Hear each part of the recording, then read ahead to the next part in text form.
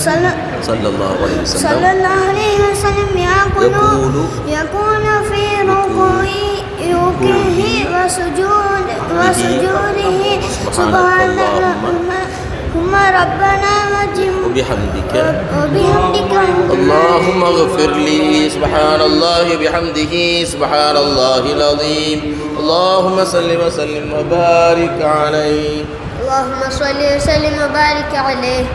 باب ما يقول الإمام ومن خلفه إذا رفع رأسه من الركوع. حدثنا آدم قال حدثنا ابن أبي ذئب عن سعيد المقبري عن أبي هريرة قال كان النبي صلى الله عليه وسلم إذا قال سمع الله لمن حمده قال اللهم ربنا ولك الحمد. وكان النبي صلى الله عليه وسلم إذا ركع وإذا رفع رأسه يكبر وإذا قام من السجدتين قال الله أكبر. سبحان الله وتسليم. اللهم صل وسلم وبارك عليه. أدر اللهم قبره الكريم بعرف شديد من صلاة وتسليم. اللهم صل وسلم وبارك عليه. كالتي نفوسها أنزانا كالتي بلغت الناني كالتي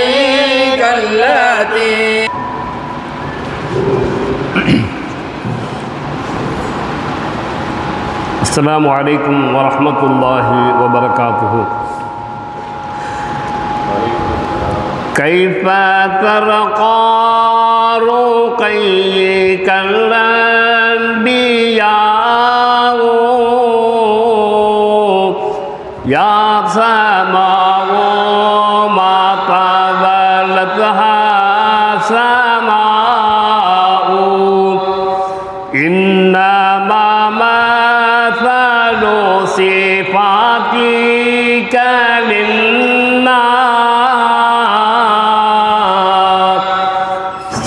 كما مثل النجم الماء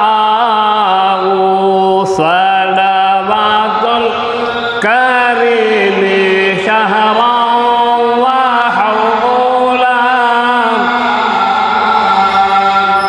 ألف على الرسول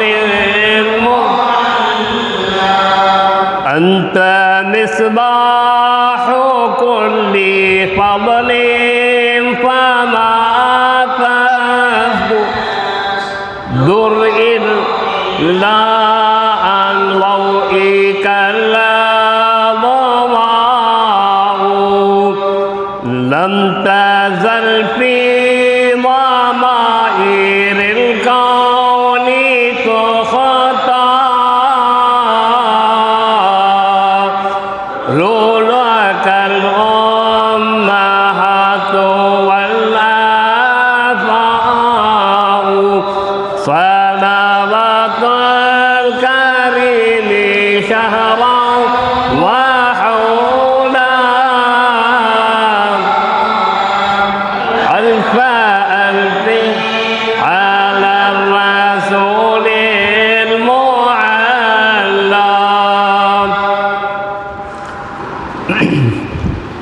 الحمد لله رب العالمين والصلاة والسلام على سيدنا وحبيبنا وشفينا ومولانا محمد صلى الله عليه وسلم وعلى آله وأصحابه أجمعين. أما بعد فقد قال الله تعالى في القرآن الحكيم والفرقان المجيد أعوذ بالله من الشيطان الرجيم بسم الله الرحمن الرحيم رب اشرح لي صدري ويسر لي أمري واحلل عقدة من لساني يفقه قولي والله خير حافظا وهو أرحم الراحمين. سبحانك لا علم لنا إلا ما علمتنا إنك أنت العليم الحكيم.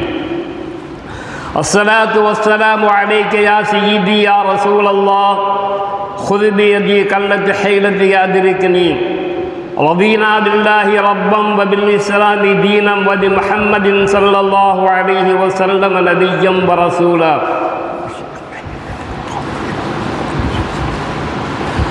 அளவற்ற அருளாளனும் நிகரற்ற அன்புடையோடும் ஆகிய எல்லாம் வல்ல அல்லாஹ்வின் திருநாமத்தால் ஆரம்பம் செய்கின்றேன். ஸலவாத்தும் சலாமும் நம் உயிரிலும் மேலான கண்மணி நாயகம் முஹம்மது முஸ்தபா ஸல்லல்லாஹு அலைஹி வஸல்லம் அவர்கள் மீதும் அவர்களுடைய அன்பு தோழர்கள் மீதும் கிளையார்கள் மீதும் அவர்களுடைய சுன்னத்தான வழிமுறைகளை பின்பற்றி வருகின்ற உம்மத்துக்களாகிய நம் அனைவர்கள் மீதும் அல்லாஹுடைய சாந்தியும் சமாதானமும் உண்டாவதாக. கண்ணியத்திற்குரிய உலமா பெருமக்களே, பெரியோர்களே, தாய்மார்களே, சகோதரிகளே, மஜ்லிஸுல் புகாரி ஷரீப் சபையின் 99ஆம் ஆண்டின் 3வது நாளாகிய இன்றைய பாடத்தில் நமது இமாம் முஹம்மது இஸ்மாயில் புகாரி ரஹ்மத்துல்லாஹி அலைஹி அவர்கள் தொழுகை சம்பந்தப்பட்ட பாடங்களையும் அந்த தொழுகைகளை நாம் எந்த நேரத்தில் நிறைவேற்ற வேண்டும் என்பதை பற்றியும் அந்த தொழுகைகளினுடைய பயன்கள் சிறப்புகள் என்ன என்பதை பற்றியும் அதே நேரத்தில் அந்த தொழுகையை நாம் விட்டுவிட்டால் அல்லது அந்த தொழுகையை கதாவாக்கிவிட்டால் நமக்கு கிடைக்கக்கூடிய தண்டனை என்ன என்பதையும் சுமார் 250 ஹதீதுகளில் இன்று பதிவு செய்திருக்கிறார்கள். அதே போன்று பாங்கு எவ்வாறு சொல்ல வேண்டும், பாங்கு சொல்லக்கூடிய நேரத்தில் நாம் எவ்வாறு பதில் சொல்ல வேண்டும், அந்த பாங்கு சொல்லக்கூடிய நேரத்தில் நாம் அந்த பாங்குக்கு எவ்வாறு கண்ணியம் செய்ய வேண்டும் என்பதையெல்லாம் இன்றைய பாடத்தில் பதிவு செய்திருக்கிறார்கள். ஆரம்பமாக இன்றைய பாடத்தை அவர்கள் ஆரம்பிக்கும் போது ஒவ்வொரு கிதாபுகளையும் ஒவ்வொரு பாடங்களையும் அவர்கள் ஆரம்பிக்கும் போது அல்லாஹுடைய திருவசனமாகிய குர்ஆனுடைய ஆயத்தை ஆரம்பமாக பதிவு செய்து மற்ற ஹதீதுகளை பதிவு செய்திருக்கிறார்கள். அந்த அடிப்படையில் இன்றைய பாடத்தில் தொழுகை சம்பந்தப்பட்ட அதனுடைய நேரங்கள் சம்பந்தப்பட்ட பாடங்களை அவர்கள் ஆரம்பிக்கும் போது இன்ன ஸலாத்த கானத் அலல் முஃமினீன கிதாபம் மௌகூதா, ஒவ்வொரு வக்து தொழுகையையும் அதன் நேரமும் குறிப்பிட்ட காலத்தில் முஃமின்கள் மீது கடமையாக ஆக்கப்பட்டிருக்கின்றது. அதாவது ஒவ்வொரு தொழுகையையும் முஃமின்கள் மீது குறிப்பிட்ட காலத்தில் கடமையாக ஆக்கப்பட்டிருக்கிறது என்ற ஆயத்தை ஓதிவிட்டு பெருமானார் ஸல்லல்லாஹு அலைஹி வஸல்லம் அவர்களுடைய ஹதீதுகளை பல ஹதீதுகளை இன்று பதிவு செய்திருக்கிறார்கள். அப்படியானால் தொழுகை என்பது நம் மீது கட்டாய கடமையாக ஃபர்லாக ஆக்கப்பட்டிருக்கின்றது. நாம் எல்லோரும் தெரிந்த விஷயம்தான். எல்லா அமல்களும் ஜகாத்து, ஹஜ்ஜு, நோன்பு போன்ற எல்லா அமல்களும் இந்த உலகத்தில் பெருமானார் ஸல்லல்லாஹு அலைஹி வஸல்லம் அவர்கள் இந்த பூமியில் இருக்கும்போது கடமையாக ஆக்கப்பட்டது. ஆனால் தொழுகை என்று சொல்லக்கூடிய அந்த வணக்கம் மாத்திரம் பெருமானார் ஸல்லல்லாஹு அலைஹி வஸல்லம் அவர்கள் அல்லாஹ்வை பார்ப்பதற்காக வேண்டி, அல்லாஹ்வை தங்களுடைய 2 புறக்கண்களால் பார்ப்பதற்காக வேண்டி மிஅராஜுக்கு சென்ற நேரத்தில் அந்த தொழுகையை அல்லாஹ் தஆலா அவர்களுக்கு கடமையாக்கினான். அந்த அடிப்படையில் பார்க்கும்போது எல்லா அமல்களையும் விட தொழுகை மிக மிக சிறந்தது என்பதை நாம் புரிந்து கொள்கிறோம். அதற்கு ஆதாரமாக நாம் செய்யக்கூடிய எல்லா அமல்களுக்கும் அல்லாஹு தஆலா தன்னுடைய கிருபையை கொண்டு தன்னுடைய பகுதியை கொண்டு நமக்கு சொர்க்கத்தை தருகிறான். நாம் செய்யக்கூடிய அமல்கள் எந்த அமல்களாக இருந்தாலும் அந்த அமல்களுக்கு அல்லாஹு தஆலா சொர்க்கத்தை நமக்கு தருகிறான் என்று சொன்னால் நாம் செய்த அமல்களின் காரணமாக அல்ல, மாறாக அல்லாஹு தஆலா அவனுடைய கிருபையை கொண்டு அவனுடைய பகுதியை கொண்டு சொர்க்கத்தை நமக்கு தருகிறான். அந்த சொர்க்கத்தினுடைய சாவி, அந்த சொர்க்கத்தை திறக்கக்கூடிய திறவுகோலாக தொழுகை இருக்கிறது. அஸ்ஸலாத்து மிஃப்தாஹுல் ஜன்னா என்ற ஹதீஸின் அடிப்படையில் தொழுகை என்பது சொர்க்கத்தினுடைய திறவுகோலாக இருக்கிறது என்பதை நாம் விளங்கிக் கொள்ள வேண்டும். ஒரு மனிதன் எவ்வளவுதான் அமல் செய்தாலும் என்னென்ன அமல்கள் செய்தாலும் தொழுகையை சரிவர தொழவில்லையானால் அல்லாஹும் அல்லாஹுடைய ரசூலும் நமக்கு எவ்வாறு கட்டளையிட்டிருந்தார்களோ அந்த அடிப்படையில் நாம் தொழுகையை சரியான முறையில் தொழவில்லையானால் நிச்சயமாக நாம் சொர்க்கத்திற்கு செல்லவே முடியாது. அல்லாஹ் பாதுகாப்பானாக. நாம் செய்யக்கூடிய எல்லா அமல்களையும் அல்லாஹு தஆலா அவனுடைய கிருபையை கொண்டு அவனுடைய பவரை கொண்டு ஏற்றுக்கொண்டு நம்ம அனைவர்களையும் சொர்க்கவாதிகளாக அல்லாஹு தஆலா ஆக்கி அருள்வானாக. ஆமீன். இன்றைய பாடத்தில் இமாம் புகாரி ரஹ்மத்துல்லாஹி அலைஹி அவர்கள் ஆரம்பமாக ஒரு ஹதீஸை கொண்டு வருகின்றார்கள். ஆமுருக்கும் பி அர்பஇன் வன்ஹாக்கும் அன் அர்பஇன் அல் ஈமானு பில்லாஹ் ஷஹாதத்து அல்லா இலாஹ இல்லல்லாஹ் வ அன்னி ரசூலுல்லாஹ் வ இகாமுஸ் ஸலாஹ் வ ஈதாஉஸ் ஸகாத் வ அன் தஅத்து இலைய ஹம்ஸன் மா கனிம்தும் வ அன்ஹா அனித் தய்யா வல் ஹன்தம் வல் முகையிர் வன் நகீர் என்ற ஒரு ஹதீஸை இன்றைய பாடத்தில் ஆரம்பிக்கின்றார்கள். பெருமானார் ஸல்லல்லாஹு அலைஹி வஸல்லம் அவர்கள் சொல்கின்றார்கள், நான் 4 விஷயங்களை உங்களுக்கு ஏவுகிறேன், 4 விஷயங்களை உங்களுக்கு தடுக்கின்றேன். நான் ஏவக்கூடிய விஷயங்கள் என்னவென்றால் அல் ஈமானு பில்லாஹ், அல்லாஹுவை கொண்டு நீங்கள் ஈமான் கொள்ள வேண்டும். அதனுடைய விளக்கங்கள் மிக அதிகமாக இருக்கின்றது. நேரத்தை கருதி சுருக்கமாக சொல்ல வேண்டிய விஷயங்களை மாத்திரம் இந்த மஜ்லிஸில் நான் பதிவு செய்கிறேன்.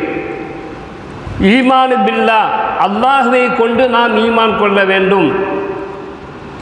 ஷஹாதத்து அல்லா இலாஹ இல்லல்லாஹ், வணக்கத்திற்குரிய நாயன் அல்லாஹுவை தவிர வேறு யாரும் இல்லை. இன்னும் ஒரு கருத்து, தேவைகளை பூர்த்தி செய்யக்கூடிய நாயன் அல்லாஹுவை தவிர வேறு யாரும் இல்லை.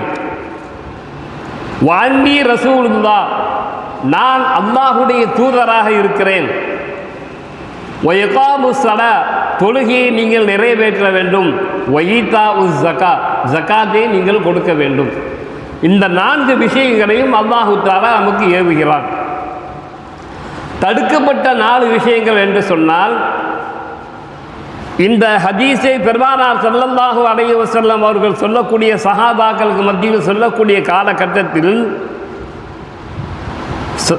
மக்கள் எல்லாரும் அதிகமாக மதுபானத்தை குடிக்கக்கூடியவர்களாக இருந்தார்கள். அந்த காலகட்டம், அதாவது மதுபானம் தடை செய்யப்படாத காலத்தில் அந்த மதுபானத்தை பற்றி 4 விஷயங்களை அவர்கள் தடுக்கின்றார்கள். மதுபானம் வைத்திருக்கக்கூடிய ஒரு குடுக்கை என்று சொன்னால் நம்மூரில் நாம் சொல்கின்றோம் ஒரு பாத்திரம். அந்த பாத்திரத்தில் அவர்கள் மதுவை குடிப்பார்கள். வாய் குறுகலான சுற்ற மண் குடுவை, அதாவது ஒரு அந்த பாத்திரம் எப்படி இருக்குன்னு சொன்னால் ஒரு படிக்கனை போல இருக்கும், கீழே விரிஞ்சு இருக்கும், மேலே வாய் சுருக்கமாக இருக்கும். அல்லது அதற்கு நாம் சொல்லக்கூடிய வார்த்தை ஜொக்கு என்று சொல்லலாம். தார் பூசப்பட்ட பாத்திரம், ஒரு பாத்திரம் இருக்குது, அது முழுவதும் தாரால் பூசப்பட்டு இருக்கும். இப்படிப்பட்ட பாத்திரம் பேரீச்ச மரத்தின் அடிப்பகுதியை குடைந்து செய்யப்பட்ட ஒரு பாத்திரம். பேரீச்ச மரத்தினுடைய அடிப்பகுதியை எடுத்து அதை ஒரு பாத்திரமாக செய்து அந்த பாத்திரத்தில் மதுவை ஊற்றி குடிப்பார்கள். இந்த 4 விஷயங்களையும் பெருமானார் ஸல்லல்லாஹு அலைஹி வஸல்லம் அவர்கள் தடுத்திருக்கின்றார்கள்.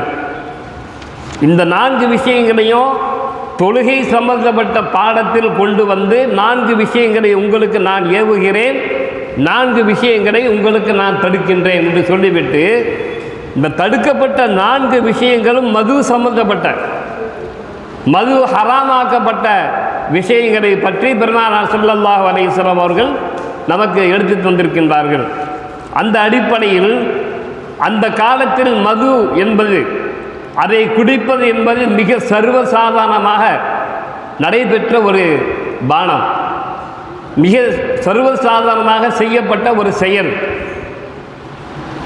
இன்னமல் ஹம்ரு வல் மைசூர் வல் அன்சாப் அப்படின்னு வரக்கூடிய அந்த ஆயத், உங்களுக்கு மதுவை நாம் ஹராமாக்கி விட்டோம் என்று அல்லாஹு தஆலா என்றைக்கு அந்த ஆயத்தை இறக்கினானோ அந்த நேரத்தில் சஹாபாக்கள் எல்லாரும் தங்களுடைய வீடுகளில் இருந்த மது பாத்திரங்களை கொண்டு வந்து தெருவில் கொட்டினார்கள். அதனால் மதீனா வீதியில் மது ஆறுகள் ஓடியது என்பதை இன்னொரு ஹதீஸில் நாம் பார்க்கின்றோம். அப்போ அந்த அளவுக்கு மதுவை குடிக்கக்கூடியவர்களாக இருந்திருக்கிறார்கள். அந்த ஆயத்து வந்ததற்கு பின்னால், ஹராமாக்கப்பட்டதற்கு பின்னால், மதுவை மட்டுமல்ல, மதுவை குடிக்கக்கூடிய எந்த பாத்திரமாக இருந்தாலும் அந்த பாத்திரத்தையும் அவர்கள் தூக்கி வீசினார்கள், அந்த பாத்திரத்தையும் அவர்கள் உடைத்து விட்டார்கள் என்ற ஹதீஸை இன்னொரு பகுதியில் நாம் பார்க்கின்றோம். ஆக பெருமானார் ஸல்லல்லாஹு அலைஹி வஸல்லம் அவர்கள் தொழுகையினுடைய சிறப்புகளை பற்றி சொல்லும்போது, இன்ன ரசூலுல்லாஹி ஸல்லல்லாஹு அலைஹி வஸல்லம் கால் அல்லதி தஃபூத்துஹு ஸலாத்துல் அஸ்ரி கஅன்னமா உத்திர அஹ்லுஹு வ மாலுஹு. இந்த தொழுகையினுடைய விஷயத்தில் ஒவ்வொரு தொழுகைக்கும் என்ன நன்மை இருக்கிறது, ஒவ்வொரு தொழுகையையும் எந்த நேரத்தில் நாம் தொழ வேண்டும், அந்த தொழுகையை விட்டால் நமக்கு என்ன தண்டனை, அல்லது அந்த தொழுகையை விட்டால் நமக்கு என்ன கஷ்டங்கள் ஏற்படும் என்பதையெல்லாம் விளக்கமாக சொல்கின்றார்கள். அதில் குறிப்பாக அசர் தொழுகை, எவன் ஒருவனுக்கு அசர் தொழுகை கதாவாகிவிட்டதோ அல்லது அசர் தொழுகை தப்பிவிட்டதோ அவனுடைய சொந்தங்கள், அவனுடைய பொருள்கள் எல்லாம் பாழாகிவிடும். அதாவது நாம் சொத்து சேர்த்து வச்சிருக்கிறோம், நம்முடைய குடும்பத்தார்கள் இருக்கின்றார்கள், அவர்கள் எல்லாம் திடீரென்று நம்மை விட்டு பிரிந்து விட்டால், அல்லது நம்முடைய சொத்து நம்முடைய கையை விட்டு வெளியே சென்று விட்டால், நம்முடைய குடும்பத்தார்கள் நம்மை விட்டும் அவர்கள் சென்று விட்டால் நாம் எவ்வளவு கை செய்தப்படுவோமோ அதே போன்று அந்த அசர் தொழுகையை விட்டவன் கை செய்தப்பட வேண்டும். அப்போ அசர் தொழுகை என்பது ஒரு முக்கியமான நேரத்தில், குறிப்பிட்ட நேரத்தில் தொழ வேண்டிய ஒரு தொழுகை. அந்த தொழுகையை யார் விட்டானோ அவன் தன்னுடைய சொந்த பந்தங்களை இழந்து விட்டான், தான் கஷ்டப்பட்டு சேகரித்த சொத்துக்களை அவன் இழந்து விட்டான் என்று பெருமானார் ஸல்லல்லாஹு அலைஹி வஸல்லம் சொல்லி காட்டுகின்றார்கள். இன்னொரு ஹதீஸில் யார் அசர் தொழுகையை விட்டுவிட்டானோ அவனுடைய அமல்கள் எல்லாம் அழிந்துவிடும். அதாவது அவன் ஏற்கனவே என்னென்ன அமல்கள்லாம் செய்திருக்கிறானோ அந்த அமல்கள் எல்லாம் பக்கத்து ஹதித்த அமலுஹு, அந்த அமல்கள் எல்லாம் அழிந்துவிடும் என பெருமானார் ஸல்லல்லாஹு அலைஹி வஸல்லம் அவர்கள் சொல்லியிருக்கின்றார்கள். ஒரு தடவை ஸல்லல்லாஹு அலைஹி வஸல்லம் அவர்கள் துஹர் தொழுகையை தொழுதுவிட்டு ஒரு மிம்பர் படியில் ஏறி அவர்கள் ஒரு பயான் பண்ணுகின்றார்கள். அதற்கு முன்னால் இன்னொரு ஹதீஸு, ஐயுல் அமலி அஹப்பு இலல்லாஹ், ஸல்லல்லாஹு அலைஹி வஸல்லம் இடத்துல ஒரு சஹாபி கேட்குறாங்க, யார சொல்லலாம், அல்லாஹ் இடத்துல மிக மிக பிரியமான என்ன அமல், அதாவது நாம் செய்யக்கூடிய அமல்களில் நமக்கு பிரியமானது என்பதை விட அல்லாஹுக்கு பிரியமான அமல் எது என்று கேட்டார்கள். கால அஸ்ஸலாத்து அலா வக்திஹா, தொழுகையை அந்தந்த நேரங்களில் சரியாக தொழ வேண்டும், இந்த அமல் அல்லாஹுக்கு மிகவும் பிரியமானது. கால சும்ம ஐயு, அந்த சஹாபி விட இல்லை, திருப்பியும் கேட்குறாங்க, அதற்கு பின்னால் எந்த அமல் அல்லாஹுக்கு மிக பிரியமான என்ன அமல் என்று கேட்கும்போது பிர்ருல் வாலிதைன், பெற்றோர்களுக்கு நீங்கள் நன்மை செய்ய வேண்டும், பெற்றோர்களை நீங்கள் கண்ணியப்படுத்த வேண்டும், பெற்றோர்களுடைய சொற்களுக்கு அவர்களுடைய வார்த்தைகளுக்கு நீங்கள் அடிபணிந்து நடக்க வேண்டும் என்ற ஒரு ஹதீஸை சொல்கின்றார்கள்.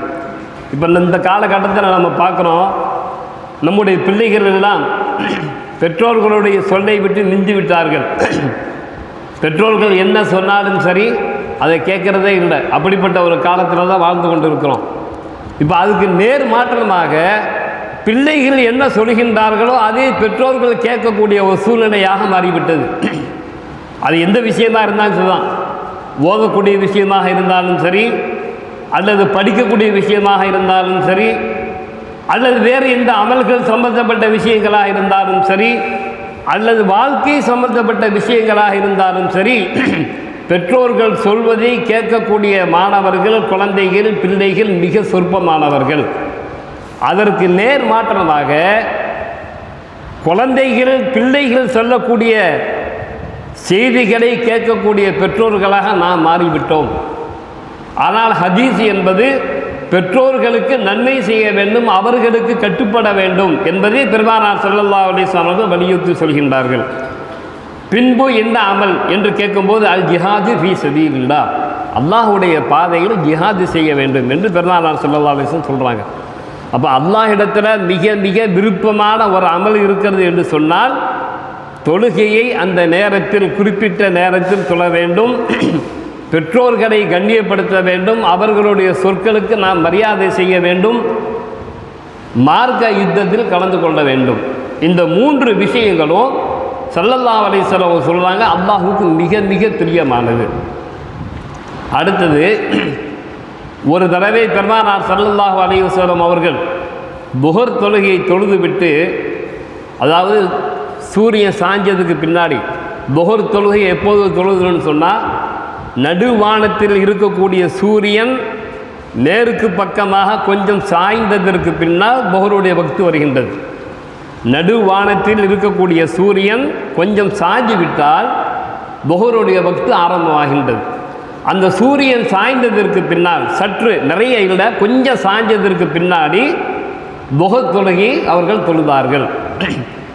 பொதுவாக தொழுது முடிச்சுட்டுன்னு சொன்னால் துவா ஓதுவாங்க, ஸலவாத் ஓதுவாங்க. சில குறிப்பிட்ட நேரங்களில் சஹாபாக்களுக்கு அவர்கள் ஏதாவது நசீஹத்து செய்வாங்க. ஆனால் இப்போ இந்த நேரத்தில் துஹர் தொழுது விட்டு நேர மின்பர் படியில் ஏறுகின்றார்கள். இன்றைய பாடத்தில் இந்த ஹதீஸை புகாரி இமாம் அவர்கள் பதிவு செய்திருக்கிறார்கள். மின்பர் படியில் ஏறி ஒரு விஷயத்தை வெளிப்படுத்துகிறாங்க. அருமை சஹாபாக்களே, தோழர்களே, இன்றையிலிருந்து கியாம நாள் வரை என்னென்ன நடைபெற இருக்கின்றதோ, என்னென்ன தேதிகள் உங்களுக்கு இருக்கின்றதோ, அல்லது என்னென்ன கேள்விகள் இருக்கின்றதோ, அந்த கேள்விகள் அனைத்தையும் இப்போது நீங்கள் என்னிடத்தில் கேட்டுக்கொள்ளலாம். நான் உங்களுக்கு அதற்கு சரியான பதிலை சொல்கின்றேன். அதாவது இன்றையிலிருந்து கியாமத் நாள் வரை வரக்கூடிய எல்லா விஷயங்களும், அது கியாமத் நாளுடைய அடையாளமாக இருந்தாலும் சரி, அதுக்கு முன்னால் வரக்கூடிய உம்மத்துகளுடைய நடந்திகளாக இருந்தாலும் சரி, அல்லது அந்த உலகத்தில் அந்த காலகட்டத்தில் என்னென்ன சம்பவங்கள் நடைபெறும் என்பதாக இருந்தாலும் சரி, எல்லாவற்றையும் நீங்கள் கேளுங்கள் என்று மிம்பர் படியில் ஏறி பேசுகிறாங்க. சஹாபாக்கள்லாம் பார்க்குறாங்க, ரசூல் ஸல்லல்லாஹு அலைஹி வஸல்லம் அவர்கள் ஒரு உச்சக்கட்ட நிலையில் இருக்கிறாங்க. அல்லாஹ்வோடு பேசக்கூடிய ஒரு உச்சக்கட்ட நிலை. அந்த நேரத்தில் நாம் என்ன கேள்வி கேட்குறது? இப்படி சொல்லிட்டாங்களே, திருப்பி திருப்பி சொல்கிறாங்க, சரூனி சரூனி, நீங்கள் கேளுங்க கேளுங்க, எதை வேண்டாலும் கேளுங்க, எதற்கு நான் பதில் சொல்ல தயாராக இருக்கிறேன் அப்படின்னு சொல்லக்கூடிய நேரத்தில் சஹாபாக்கள் அமைதியாக இருக்கிறாங்க. எதை கேட்குறது? ஸல்லல்லாஹு அலைஹி வஸல்லம் அவர்களுடைய நிலைமை இப்படி இருக்கிறது, ஒரு உச்சகட்டமான நிலைமையில் இருக்கிறாங்க. அதுவும் புஹர் தொழுகைக்கு பின்னாடி மிம்பர் படியில் ஏறி இப்படி கேட்குறாங்களே, என்ன செய்வதுன்னு தெரியாமல் ஒவ்வொரு சஹாபாக்களும் அமைதியாக இருக்கிறாங்க. அந்த இடத்துல சஹாபாக்கள் அழுத ஆரம்பிச்சிட்டாங்க. என்ன சொல்ல போகிறாங்கன்னு தெரியலையே, இப்படி ஒரு கேள்வி கேட்குறாங்களே அந்த கேள்விக்கு நாம் கேள்வியை கேட்டு அதுக்கு வேறு ஏதாவது பதில் சொல்லி ஸல்லல்லாஹு அலைஹி வஸல்லம் பதில் சொல்லிட்டுன்னு சொன்னால் அது கியாமத் நாள் வரை நடைபெறக்கூடிய ஒரு காரியமாக ஆயிருந்தேன். அப்போ ஏதாவது சிரமங்கள் ஏதாவது கஷ்டங்கள் ஏற்பட்டு விடக்கூடாது என்பதற்காக வேண்டி எந்த கேள்வியும் கேட்கறதுக்கு அவங்க தயக்கமாக இருக்கிறாங்க, பயத்தோடு இருக்கிறாங்க. ஏன்னா பெருமானார் ஸல்லல்லாஹு அலைஹி வஸல்லம் அவர்கள் வார்த்தையை சொல்லிவிட்டால் இன்ஹுவ இல்லா வஹ்யு யூஹா, அந்த வார்த்தை வஹியாக அறிவிக்கப்பட்டது. அவர்களுடைய வாயிலிருந்து வரக்கூடிய எல்லா வார்த்தைகளும் அல்லாஹுடைய வஹி, அல்லாஹுவின் மூலமாகத்தான் அவர்கள் அதை செய்கின்றார்கள். அப்போ நாம் ஏதாவது ஒரு கேள்வி கேட்டு அவங்க பதில் சொல்லிட்டுன்னு சொன்னால் அது கியாமத் நாள் வரைக்கும் அந்த சம்பவம் நடந்துக்கிட்டே இருக்கும். அது ஏதாவது கஷ்டமாக ஆகிடக்கூடாதுன்னு சொல்லி சஹாபாக்கள் அமைதியாக இருக்கிறாங்க. ஒரே ஒரு சஹாபி இருந்து அவங்க பேர் அப்துல்லான்னு சொல்லக்கூடிய ஒரு சஹாபி, அவங்க எழுந்து ஒரு கேள்வி கேட்க, யாரை சொல்லலாம், என்னுடைய தகப்பனாருடைய பெயர் என்ன அப்படின்னு கேட்குறாங்க. நல்லா கேளுங்க. ஸல்லல்லாஹு அலைஹி வஸல்லம் சொல்லும்போது கியாமத் நாள் வரைக்கும் என்னென்ன சம்பவங்கள் நடைபெற வேண்டி இருக்கின்றதோ அது சம்பந்தமாக நீங்கள் எதை கேட்டாலும் கேளுங்க, நான் பதில் சொல்லுன்ட்டாங்க. அப்போ இந்த சஹாபி என்ன செய்கிறாங்க, எழுந்து எதை கேட்கணுன்னு தெரியாமல் யாரை சொல்லலாம், என்னுடைய தகப்பனாருடைய பெயர் என்னன்னு கேட்குறாங்க. அவர் பேர் அப்துல்லா.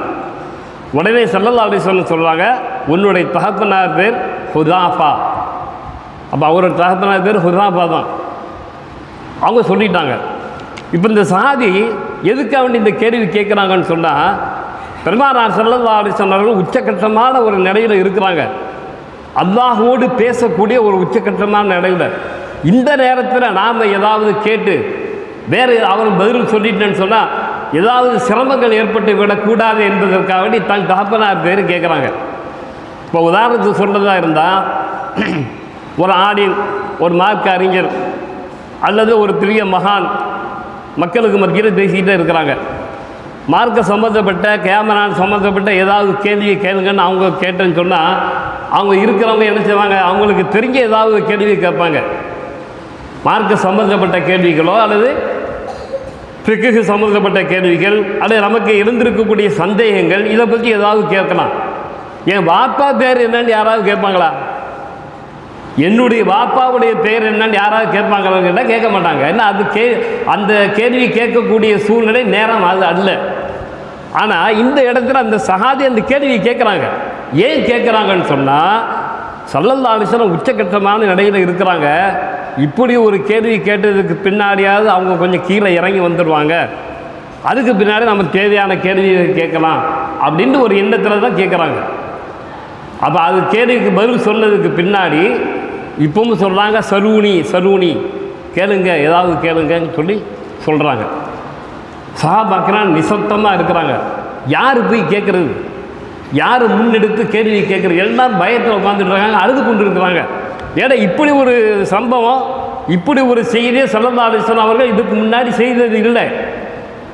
இந்த நேரத்தில் இப்படி கேட்குறாங்களே, உச்சக்கட்டமான நிலையில் இருந்து இப்படி ஒரு கேள்வி கேட்குறாங்கன்னு சொல்லி கேள்வி கேட்கறதுக்கு பயப்படுறாங்க. யாருமே கேள்வி கேட்க முடியல, கேட்கக்கூடிய சூழ்நிலையிலையும் இல்லை. கடைசியாக ஒரு சஹாபி எழுந்து ஒரு கேள்வியை கேட்குறாங்க, ஒரு பதில் சொல்கிறாங்க. நமக்கு என்ன தெரிஞ்ச விஷயந்தான் இன்றைய பாடத்தில் புகாரி அவர்கள் பதிவு செய்திருக்கிறார்கள். அந்த சஹாபி யார் என்று சொன்னால், நாங்கள் எல்லாரும் கேள்விப்பட்ட ஒரு சஹாபி தான், மிகவும் மஷ்ஹூரான ஒரு சஹாபி. அல்லாஹ் யாருடைய நாவில் பேசுகிறான் என்று சொல்லுகின்றானோ அந்த சஹாபி உமர் ரலியல்லாஹு தஆலா அன்ஹு அவர்கள். ஏன்னா அவங்க தான் தைரியமானவங்க, அவங்க தான் நல்ல வீரமாக பேசக்கூடியவங்க. இஸ்லாத்திற்கு எவ்வளவு சோதனைகள் வந்தாலும் அதற்கு நேர நின்று அந்த சோதனைகள் எல்லாம் தடுத்தார்கள். இன்னும் சொல்ல போனால், அவங்க என்ன கருத்தில் ஒரு விஷயத்தை சொல்கின்றார்களோ அதற்கு தோதுவாக அல்லாஹ் தஆலா குர்ஆன் ஆயத்தை இறக்குறான். உமர் ரலியல்லாஹு தஆலா அன்ஹு அவர்கள் ஒரு விஷயம் சஹாபாக்கள் அடுத்து ஸல்லல்லாஹு அலைஹி வஸல்லம் ஒரு கேள்வி கேட்பாங்க, அதற்கு ஒவ்வொருவரும் ஒவ்வொரு பதில் சொல்லுவாங்க. உமர் ரலியல்லாஹு தஆலா அன்ஹு அவர்கள் எந்த பதில் சொல்வார்களோ அந்த பதிலுக்கு தோதுவாக அல்லாஹ் தஆலா குர்ஆன் ஆயத்தை இறக்கிடுவான். இப்படி நிறைய சம்பவங்கள் இருக்கிறது. இப்போ உமர் ரலியல்லாஹு தஆலா அன்ஹு அவர்கள் எழுந்து மிம்பர் படி கிட்ட வந்து பெருமானார் ஸல்லல்லாஹு அலைஹி வஸல்லம் அவர்களுடைய அந்த மிம்பர் படிக்கிட்ட வந்து மண்டியிட்டு, எழுந்து நின்று கேட்கல, மண்டியிட்டு பயத்தோடு கேட்குறாங்க, சொல்கின்றார்கள், ஏன்னா அந்த நேரத்தில் அவர்களை தவிர வேறு யாரும் பதில் சொல்லவும் முடியாது, யாரும் கேள்வி கேட்கவும் முடியாது, ஸல்லல்லாஹு அலைஹி வஸல்லம் பேசவும் முடியாது. அப்படிப்பட்ட ஒரு சூழ்நிலை அவர்கள் இருக்கின்றார்கள். இவங்க எந்த கேள்வியும் கேட்கல. ஸல்லல்லாஹு அலைஹி வஸல்லம் சொல்கிறது நீங்கள் கேளுங்கன்னு சொல்கிறாங்க. இவங்க எந்த கேள்வியும் கேட்கல. ஒரே ஒரு வார்த்தையை சொன்னாங்க. அந்த வார்த்தையை சொன்னவுடன் பெருமானார் ஸல்லல்லாஹு அலைஹி வஸல்லம் அவர்கள் அமைதியாக ஆகிவிட்டார்கள் என்ற ஹதீஸை இன்று பதிவு செய்திருக்கிறார்கள். அவங்க என்ன வார்த்தை சொன்னாங்க? ரபீனா பில்லாஹி ரப்பம் வபில் இஸ்லாமி தீனம் வபி முஹம்மதின் நபியா. இந்த 3 வார்த்தை தான் சொல்கிறாங்க. அல்லாஹுவை நாங்கள் புரிந்து கொண்டோம், இஸ்லாமிய மார்க்கத்தை அந்த தீனை நாங்கள் ஏற்றுக்கொண்டோம், யா ரசூலல்லாஹ் உங்களை நாங்கள் நபியாக ஏற்றுக்கொண்டோம். இந்த 3 வார்த்தை தான் சொல்கிறாங்க. வேறு கேமரா சம்மந்தப்பட்ட எந்த கேள்வியும் கேட்கல. அப்போ அல்லாஹுவை நாங்கள் புரிந்து கொண்டோம் என்று சொன்னால் அல்லாஹ் என்ன சொல்கின்றானோ அதை அப்படியே நாங்கள் ஏற்றுக்கொள்வோம். அதற்கு மாற்றமாக ஒரு சிறிய காரியத்தை கூட நாங்கள் செய்ய மாட்டோம்.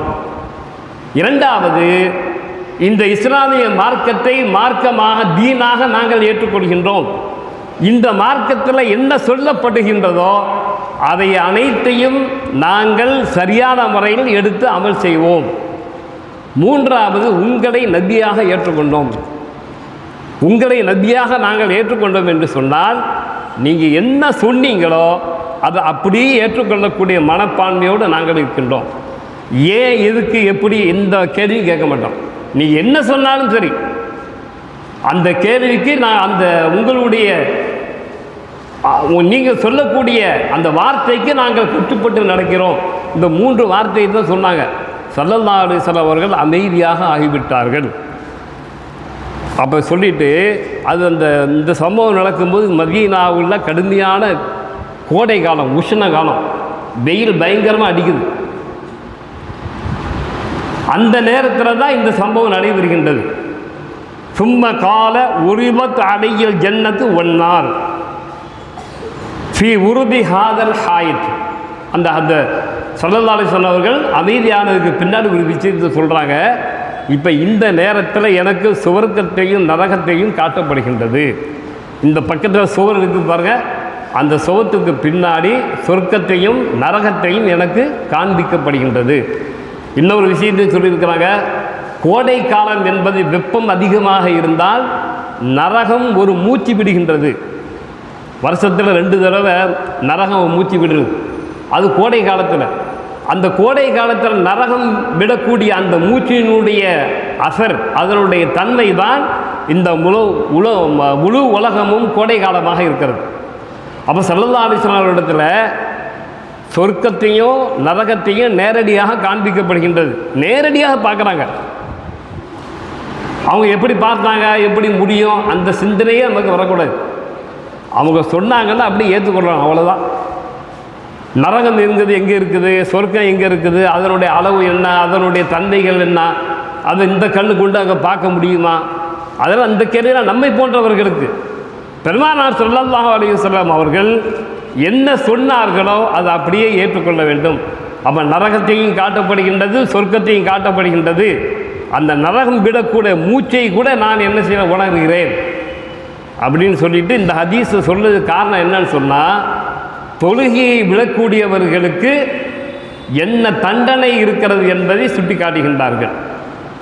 அப்போ தொழுகையை விடக்கூடியவர்கள், தொழுகையை தவற விட்டவர்களுக்கு அல்லாஹு தஆலா சில தண்டனைகளை, சில பரிகாரத்தை வச்சிருக்கிறான்.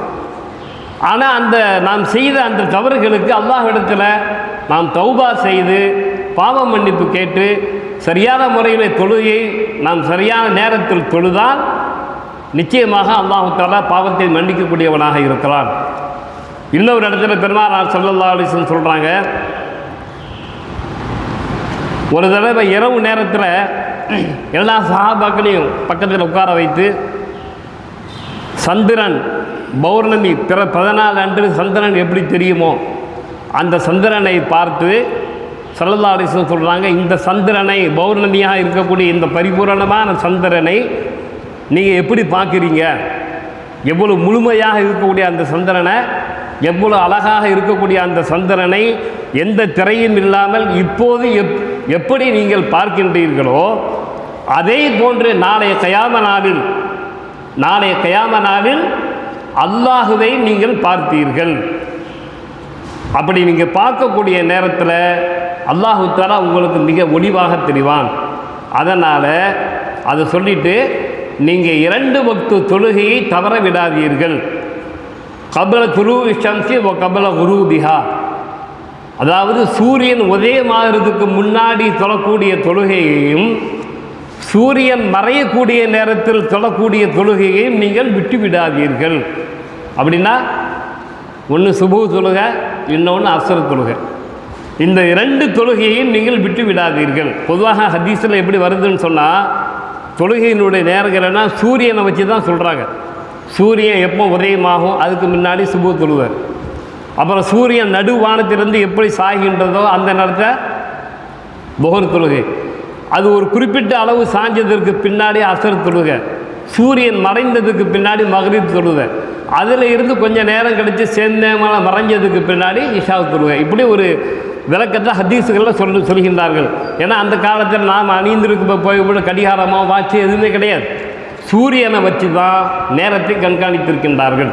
அந்த அடிப்படையில் பெருமானார் ஸல்லல்லாஹு அலைஹி வஸல்லம் அவர்கள் ஒரு ஆயத்தை ஓதி காட்டுகிறார்கள். ஃபஸப்பிஹ் பிஹம்தி ரப்பிக கப்ல துலூஇ ஷம்ஸி வ கப்லல் குரூப். நீங்கள் அல்லாஹ்வை துதியுங்கள், உங்களுடைய ரப்பை நீங்கள் தொழுது கொள்ளுங்கள், சூரியன் உதயமாகுவதற்கு முன்னாடியும் சூரியன் மறைவதற்கு முன்னாடியும். அப்போ ஃபஜ்ர் தொழுகையை அஸ்ர் தொழுகையை மிக விளக்கமாக எடுத்து சொல்கின்றார்கள். பெருமானார் ஸல்லல்லாஹு அலைஹி வஸல்லம் அவர்கள் இன்னொரு தடவை இந்த 2 உம்மத்துக்களுக்கு மத்தியில், அதாவது நமக்கு முன்னாடி இருக்கக்கூடிய உம்மத்துக்கள், மூசா நபி காலத்தில் வாழ்ந்த உம்மத்துக்கள், நபி ஈசா அலைஹிஸ்ஸலாத்து வஸ்ஸலாம் அவருடைய காலத்தில் வாழ்ந்த உம்மத்துக்கள், இவர்களுக்கு நமக்கு மத்தியில் உள்ள காலங்கள் வித்தியாசங்கள் இவைகளை பற்றி நான் சொல்லும்போது, இன்னமா பக்காவுக்கும் ஃபீமா ஸலஃப கபலக்கும் மினல் உம்மமி கமா பைன ஸலாத்தில் அஸ்ரி இலா குரூபி ஷம்ஸ்.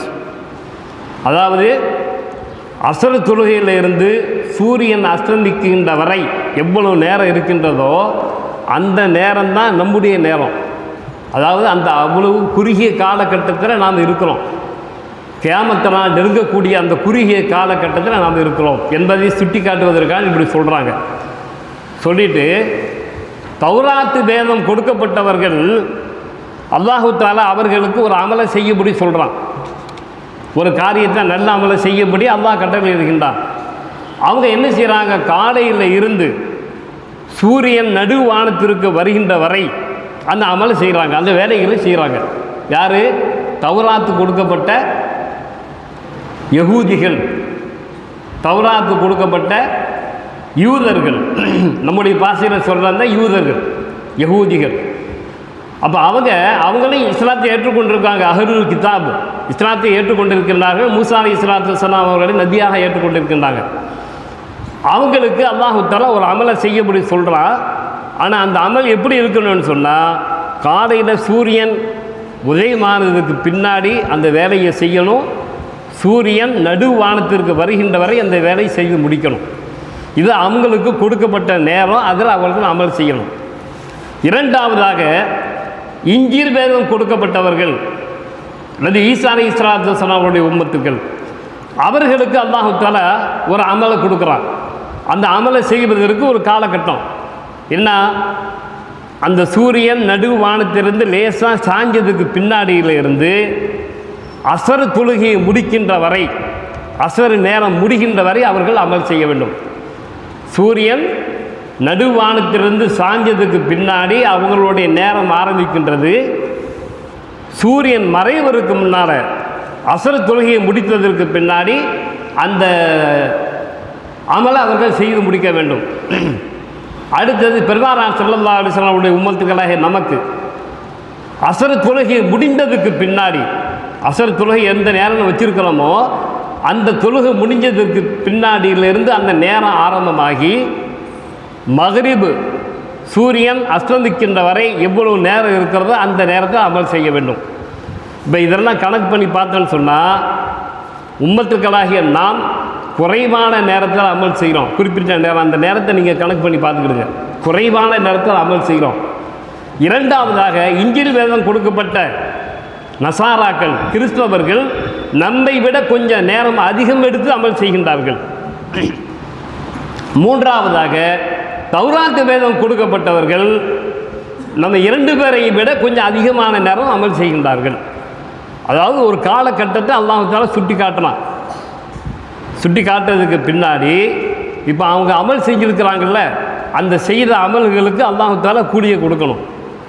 அப்புறம் தௌராத் வேதம் கொடுக்கப்பட்ட அந்த யகூதிகள், யூதர்களுக்கு கீராத் என்று சொல்லக்கூடிய ஒரு அளவு, அந்த கீராத் என்ன, அதனுடைய அளவு என்ன என்பதை பற்றி உலமாக்கள் விளக்கமாக சொல்லியிருக்கிறாங்க. அது ஒரு அளவு, அந்த ஒரு அளவு காட்டுவதற்காக கீராத் என்று சொல்கின்றார்கள். அந்த ஒரு கீராத், நம்ம இப்போ சொல்லிக்கிற தங்கம் வந்து இத்தனை கேரட்னு சொல்லணும்ல, அது மாதிரி அது ஒரு கீராத். அப்போ அந்த ஒரு அவங்க செய்த அமலுக்கு அந்த கீராத்து கொடுக்கப்படுகின்றது. இரண்டாவதாக, இஞ்சியில் கொடுக்கப்பட்ட அந்த நசாராக்கள், அவர்களுக்கும் ஒரே ஒரு கீராத்து என்று சொல்லக்கூடிய நன்மையை தான் அல்லாஹ் கொடுக்கின்றார். ஆனால் குறுகிய நேரத்தில் அமல் செய்யக்கூடிய பெருமானார் ஸல்லல்லாஹு அலைஹி வஸல்லம் அவருடைய உம்மத்துக்களாகிய நமக்கு அல்லாஹ் தஆலா கீராத்தைன், 2 கீராத்து, 2 பகுதி, 2 மடங்கு அதிகமாக நன்மையை கொடுக்கின்றார். செய்யக்கூடிய அமல் மிக சொற்பம், ஆனால் நமக்கு கிடைக்கக்கூடிய நன்மை மிக அதிகம். அந்த தௌராத்து, இஞ்சில் வேதம் கொடுக்கப்பட்ட அந்த அஹ்லுல் கிதாப் என்று சொல்லக்கூடியவர்கள் அமல் செய்த நேரம் அதிகம், ஆனால் அவர்களுக்கு கொடுக்கப்பட்ட நன்மைகள், அவர்களுக்கு கொடுக்கப்பட்ட அந்த பரிகாரம் என்பது, அவர்களுக்கு கொடுக்கப்பட்ட அந்த அவர்கள் செய்த அமலுக்கு அல்லாஹ் தஆலா என்ன நன்மைகளை வைத்திருக்கிறான், அது மிக சொற்பமானது. அப்போ இப்படி முடிஞ்சதுக்கு பின்னாடி பெருமானார் ஸல்லல்லாஹு அலைஹி வஸல்லம் சொல்கிறாங்க, அந்த யகூதிகளும் நசாராக்களும் கேட்குறாங்க, அல்லாஹ் இடத்துல கேட்குறாங்க, ஐ ரப்புனா ஆத்தைத்த ஹாவுலாயி கீராத்தைன் வாத்தைத்தனா கீராத்தன் நஹனு குன்னா அக்ஸர அமலன். இது நீண்ட ஹதீஸ். அவங்க கேட்குறாங்க அல்லாஹ் இடத்துல, யார்? யூதர்களும் நசாராக்களும் கேட்குறாங்க, யா அல்லாஹ், நாங்கள் அதிகமான நேரம் அமல் செஞ்சுருக்கிறோம், ஆனால் நீ கொடுக்கக்கூடிய நன்மை, நீ கொடுக்கக்கூடிய பயன் மிக சொற்பமாக இருக்கிறது. ஆனால் இந்த உம்மத்துக்கள் சொற்பமான நேரத்தில் அமல் செய்கிறாங்க, அவங்களுக்கு அதிகமான நன்மையை கொடுக்கின்றாயே அப்படின்னு அல்லாஹ் இடத்துல முறையிடுறாங்க. அல்லாஹ் தஆலா என்ன சொல்கிறான், இங்கே வாங்க, நீங்கள் அமல் செய்த அளவுக்கு நான் உங்களுக்கு கூலியை கொடுத்து விட்டானா இல்லையா? நீங்கள் உங்களுக்கு பேசப்பட்ட அளவுக்கு அமல் செஞ்சீங்க, அந்த அமல், அந்த செயலுக்கு தக்கவாறு உங்களுக்கு நான் வாக்கு கொடுத்த அந்த கூலியை நான் கொடுத்து விட்டேனா இல்லையா? ஆம் யா அல்லாஹ், நீ கொடுத்துட்டான். நாங்கள் என்ன அமல் செஞ்சோமோ அதுக்குள்ள கூலி எங்களுக்கு கிடைச்சிட்டு. அப்படியானால் உங்களுக்கு கொடுக்கக்கூடிய அந்த கூலியில் நான் எந்த அநீதமும் செய்யவில்லை, எப்படி பேசினேனோ அப்படியே கொடுத்து விட்டேன், எந்த அநீதமும் செய்யலை. ஆனால் இந்த உம்மத்துக்களுக்கு, பெருமானார் ஸல்லல்லாஹு அலைஹி வஸல்லம் அவருடைய உம்மத்துக்களாகிய நமக்கு அல்லாஹ் தஆலா சொல்லும்போது என்ன சொல்கிறான், இந்த உம்மத்துக்களுக்கு நான் அதிகமாக கொடுப்பேன். ஹாதா ஃபதுலி ஊத்தீதிஹு மன் அஷாவ். இது என்னுடைய ஃபதுல், என்னுடைய சிறப்பு.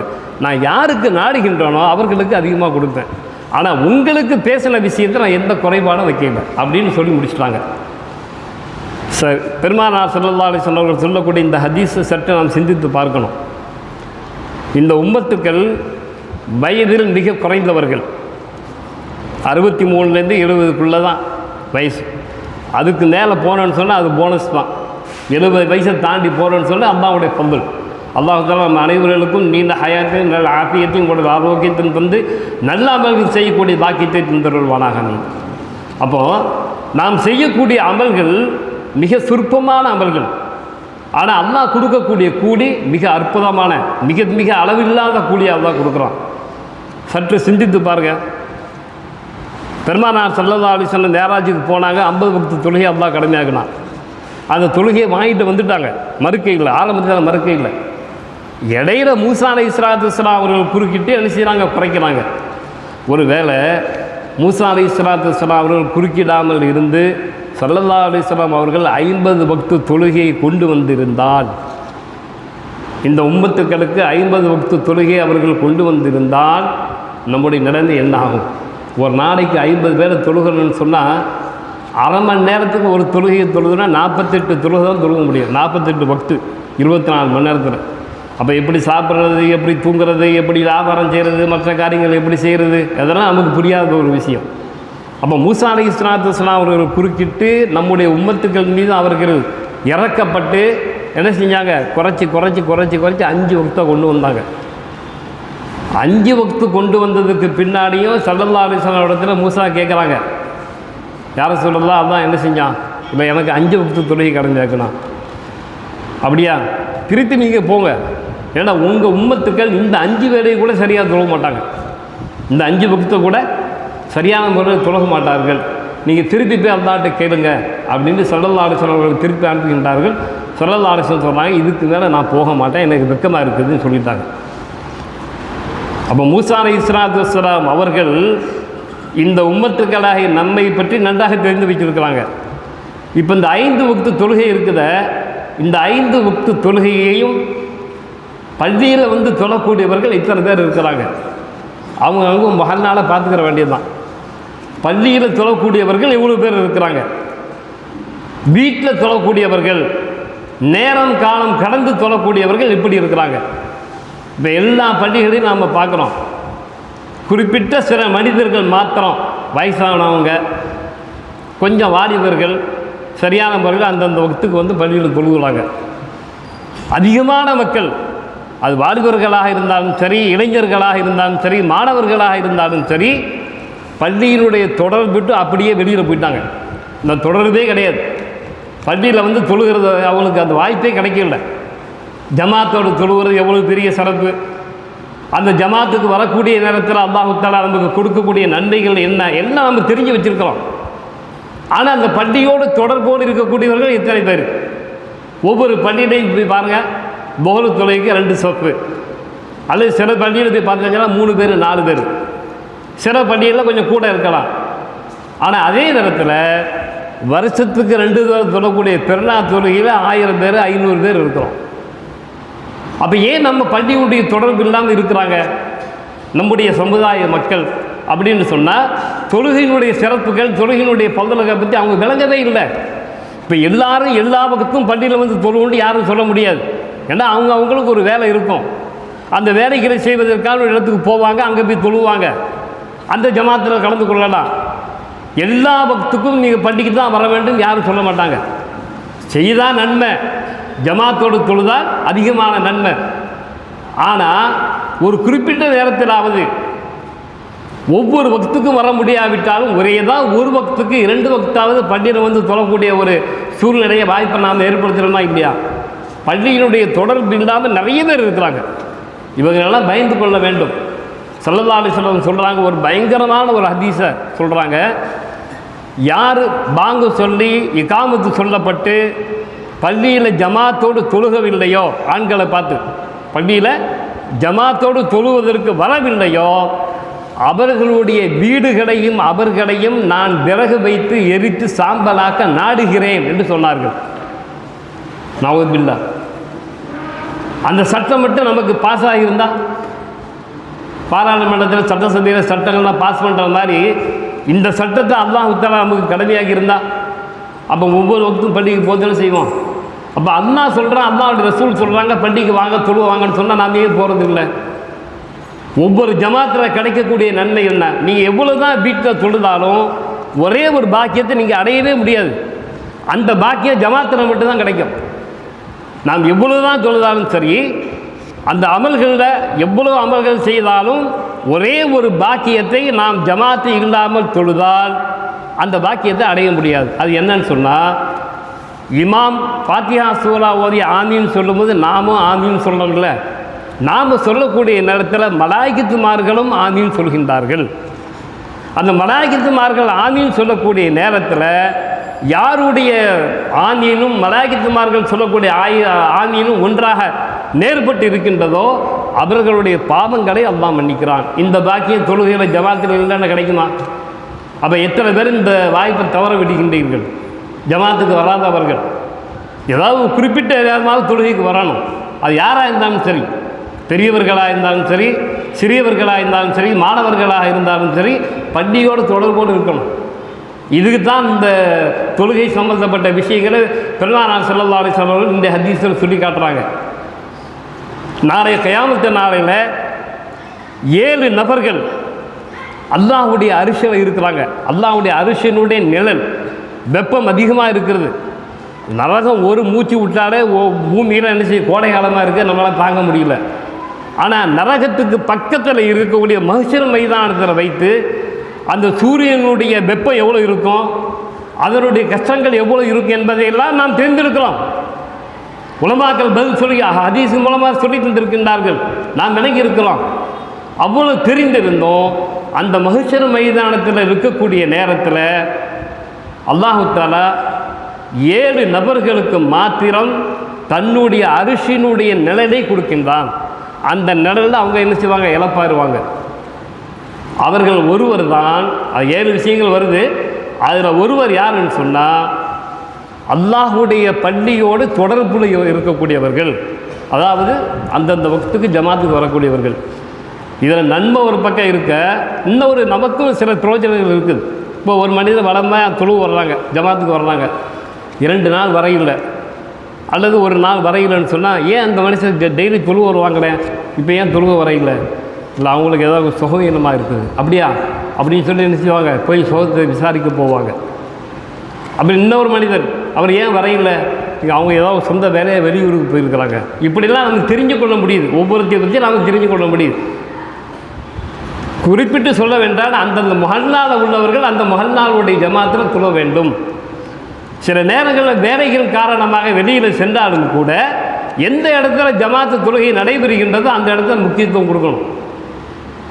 அல்லாஹு தஆலா அந்த பாக்கியத்தை நம் அனைவர்களுக்கும் தந்தருள்வானாக. நாம் ஒரு வியாபாரம் செய்கிறோம், ₹1 லாபம் கிடைக்குது, உதாரணத்துக்கு சொல்லணும், ₹1 லாபம் கிடைக்குது. இன்னொரு வியாபாரத்தை செய்கிறோம், ₹27 நமக்கு நன்மை கிடைக்கிறது, ₹27 பங்கு கிடைக்குது. அப்படின்னா நாம் எதை தேர்ந்தெடுப்போம்? எது அதிகமாக கிடைக்கிறதோ அந்த வியாபாரத்தை தான் செய்ய முயற்சி பண்ணுவோம். இதுதான் நம்முடைய இயற்கையான ஒரு வழிமுறை. அப்போ ஜமாத்தோடு தொழுதா 27 நன்மை, இந்த ஹதீஸ்லாம் எழுதி போடப்பட்டிருக்கு வளைவில். ஜமாத்தோடு தொழுதால் 27 நன்மை அதிகமாக கிடைக்கும். அப்போ அந்த 27 விட்டுட்டு நாம் ஒன்றை தேடிட்டு இருக்கோம். ஆனால் துன்யாவினுடைய விஷயத்தில் எங்கே அதிகமாக கிடைக்குன்னு நினைக்கிறோமோ அங்கே போகிறோம். தப்பு இல்லை. துன்யாவுடைய விஷயத்தில் எவ்வளோ ஹலாலான முறையில் எவ்வளவு சம்பாதிக்கணுமோ அவ்வளோ சம்பாதிக்கலாம். ஆனால் ஹலாலான முறையில் இருக்கணும், அதில் யாருக்கும் எந்த மாற்று கருத்தும் கிடையாது. ஆனால் அல்லாஹுடைய ரசூல் எது சொல்லி இருக்கிறாங்களோ அதில் நாம் என்ன செய்யணும், கொஞ்சம் முயற்சி பண்ணி அந்த அமல்களை செய்ய முயற்சி பண்ணணும். சொர்க்கத்தினுடைய பெருமானார் ஸல்லல்லாஹு அலைஹி வஸல்லம் சொல்லும்போது 2 தொழுகை, சுபுஹ் தொழுகை, இஷா தொழுகை, இந்த 2 தொழுகையில் கிடைக்கக்கூடிய நன்மைகள் பயன்களை என்னுடைய உம்மத்துமார்கள் அறிந்திருந்தால், அதாவது சுபுஹ் தொழுகையிலையும் இஷா தொழுகை ஜமாத்தோடு தொழக்கூடிய நேரத்தில் நமக்கு என்னென்ன நன்மைகள் கிடைக்கும், என்ன பயன்கள் கிடைக்கும் என்பதை நாம் அறிந்திருந்தால், என்னுடைய உம்மத்துக்கள் அறிந்திருந்தால் அவர்கள் தவிழ்ந்து பள்ளிவாசலுக்கு வருவார்கள். சைக்கிளில் வரையில, பைக்கில் வர்றதில்லை, காரில் வர்றதுன்னு சொல்லல, நடந்து வர்றதுன்னு சொல்ல, நடந்து முடியாவிட்டாலும் பரவாயில்லை, தவிழ்ந்து பள்ளிக்கு வந்து ஜமாத்தில் கலந்து கொள்வாங்க. அப்போ அந்தளவுக்கு நன்மை அல்லாஹ் தஆலா வச்சுருக்கிறான். இப்போ நாமெல்லாம் அப்படியே இருக்கிறோம். அல்லாஹ் தஆலா நமக்கு செயல்படக்கூடிய ஆட்களை தந்திருக்கிறான், நடந்து போகக்கூடிய ஆட்களை தந்திருக்கிறான். ஒவ்வொரு இடத்தையும் பள்ளிவாசல் இன்றைக்கி நம்ம வீட்டுக்கு பக்கத்திலேயே பள்ளி இருக்குது. அப்படியெல்லாம் இருந்து நாம் தொழுகையை பள்ளியில் போய் தொழுகவில்லை என்று சொன்னால் நாம் மிகவும் நஷ்டவாளர்களாக இருப்போம் என்பதை விளங்கிக் கொள்ள வேண்டும். சில மாணவர்கள், ஸ்கூலில் படிக்கக்கூடிய மாணவர்கள், அங்கே ஒரு சின்ன பிரச்சனை என்ன அப்படின்னு சொன்னால், அசருடைய நேரத்தில் அசர் தொழுகை ஜமாத்துக்கு போக முடியாமல் அல்லது அந்த அசர் நேரம் முடிகிறதுக்கு முன்னாடி தொழக்கூடிய ஒரு வாய்ப்பு ஏற்படுத்தாமல் என்ன செய்கிறாங்க, ஸ்கூலில் படிப்பை கொடுக்குறாங்க.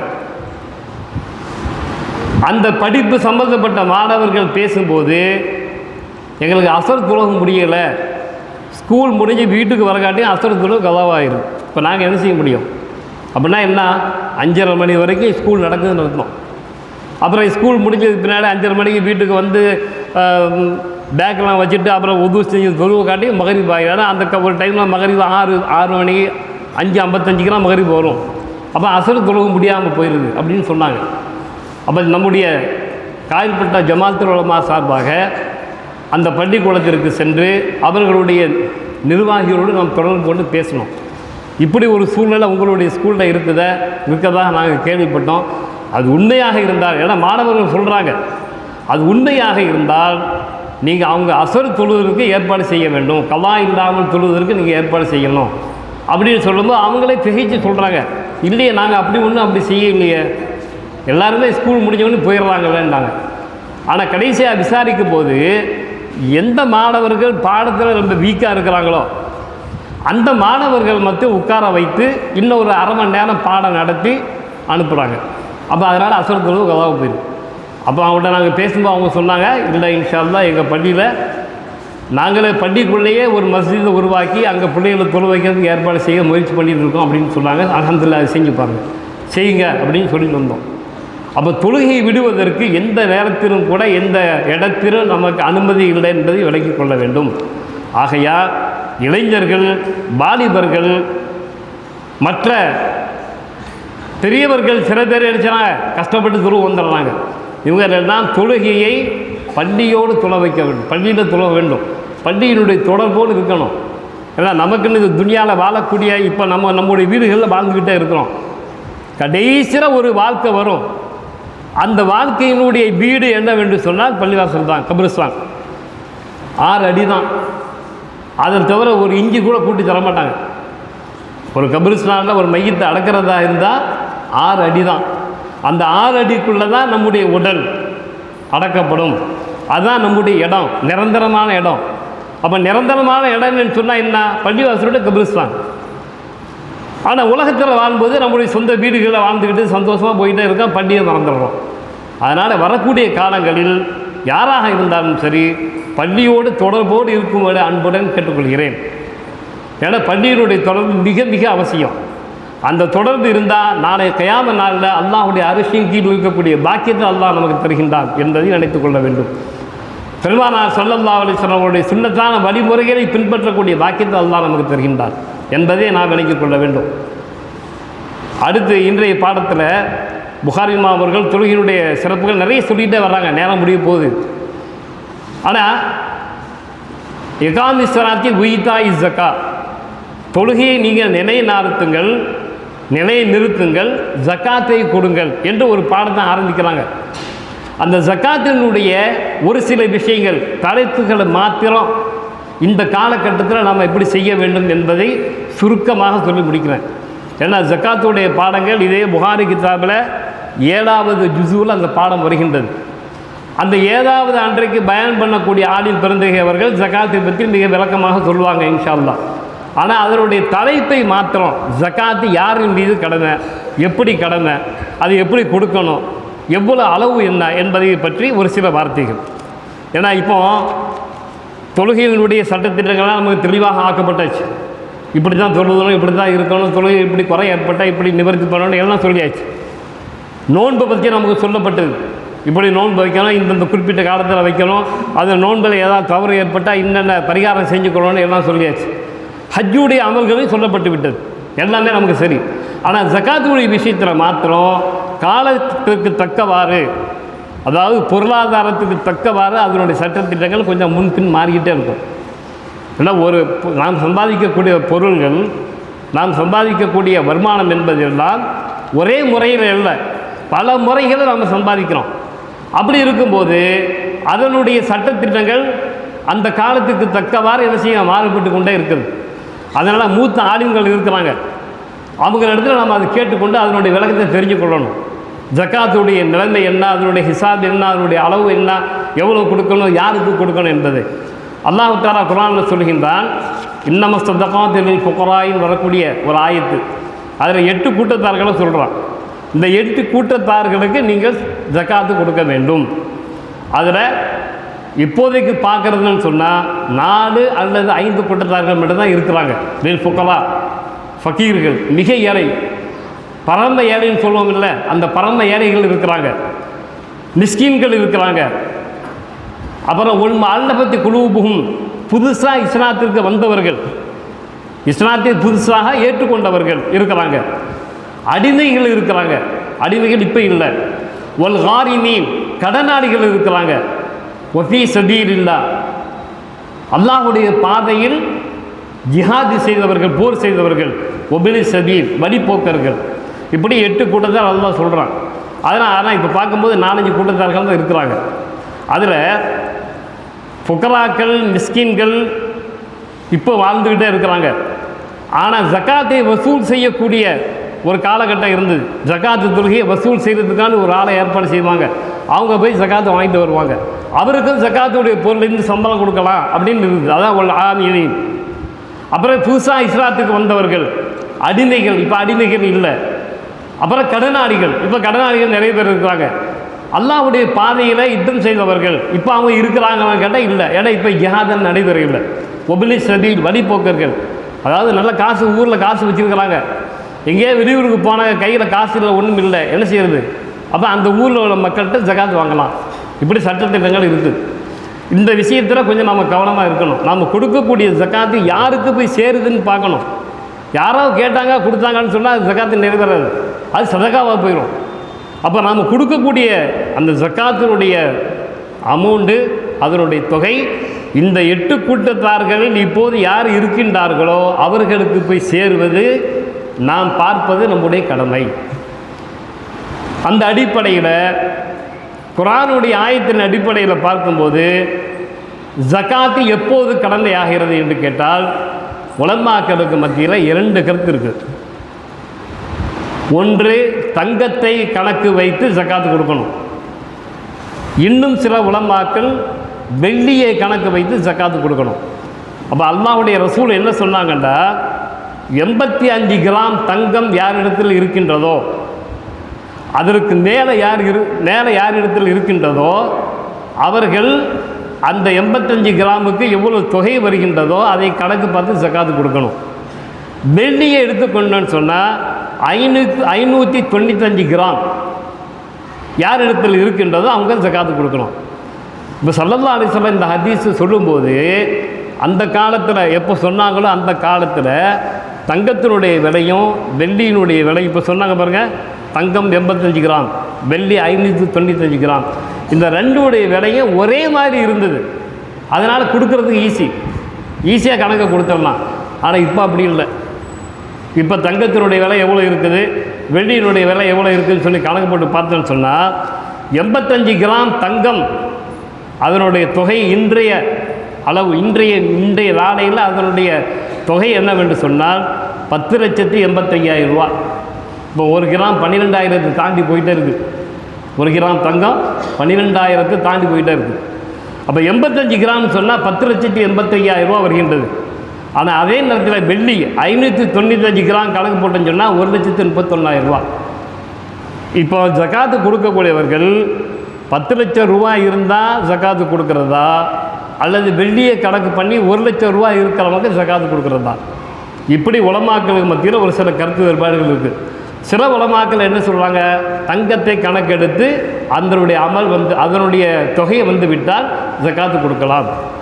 இன்னும் சில உலமாக்கள் இல்லை, தங்கத்தை கணக்கு பார்க்கக்கூடாது, இப்போது வெள்ளியை கணக்கு பார்த்து தான் கொடுக்கணும் அப்படின்னு சொல்லி கொஞ்சம் கருத்து வேறுபாடுகள் இருக்குது.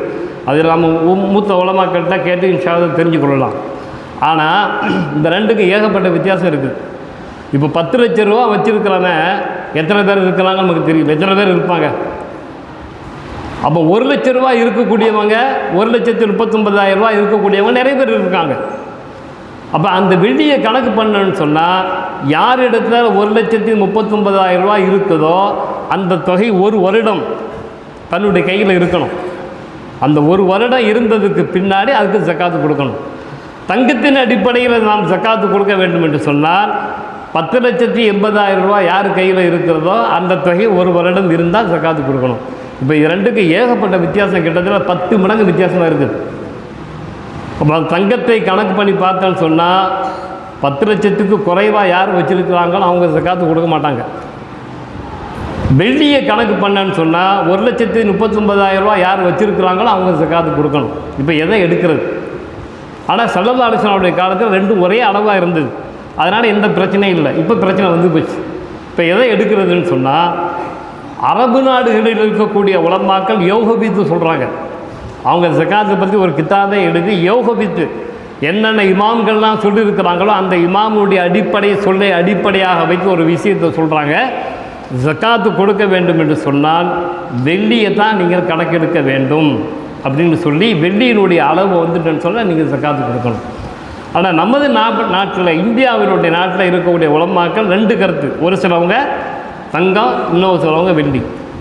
அப்போ காரணம் என்னன்னு சொன்னால், நம்ம நாட்டினுடைய கரன்சியை இந்த நாட்டினுடைய அரசாங்கம் தங்கத்தோடு இணைச்சி வச்சுருக்கிறாங்க. ஒரு நாட்டில் எவ்வளவு தங்கம் இருக்கிறதோ அந்த இருப்புக்கு தக்கவாறு தான் பொருளாதாரம் இருக்கும்.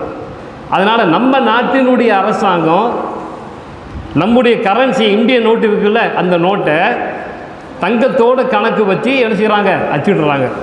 அதனால் நம்ம நாட்டில் நாம் தங்கத்தை தான் கணக்கு வைக்கணுங்கிறாங்க. சில உலமாக்கள் என்ன சொல்கிறாங்க, அப்படி அல்ல, அந்த அரசாங்கம் தங்கத்தை கரன்சியோடு அவன் லிங்க் பண்ணாலும் சரி, அல்லது தங்கத்தை விட மிக உயர்ந்த இன்னொரு வஸ்துவோடு அவன் லிங்க் பண்ணாலும் சரி, நமக்கு அதை பற்றி கவலை இல்லை. நம்முடைய ஷாரியா, நமக்கு சரியத்தை சொல்லக்கூடியவர்கள் பெருமானார் ஸல்லல்லாஹு அலைஹி வஸல்லம் அவர்கள் என்ன சொல்கிறாங்களோ அதைத்தான் ஏற்றுக்கொள்ளணுமே தவிர, இந்த கவர்மெண்ட்டு, இந்த அரசாங்கம் எப்படி வச்சுருக்கிறாங்க அதை பார்க்க வேண்டிய அவசியமே இல்லை.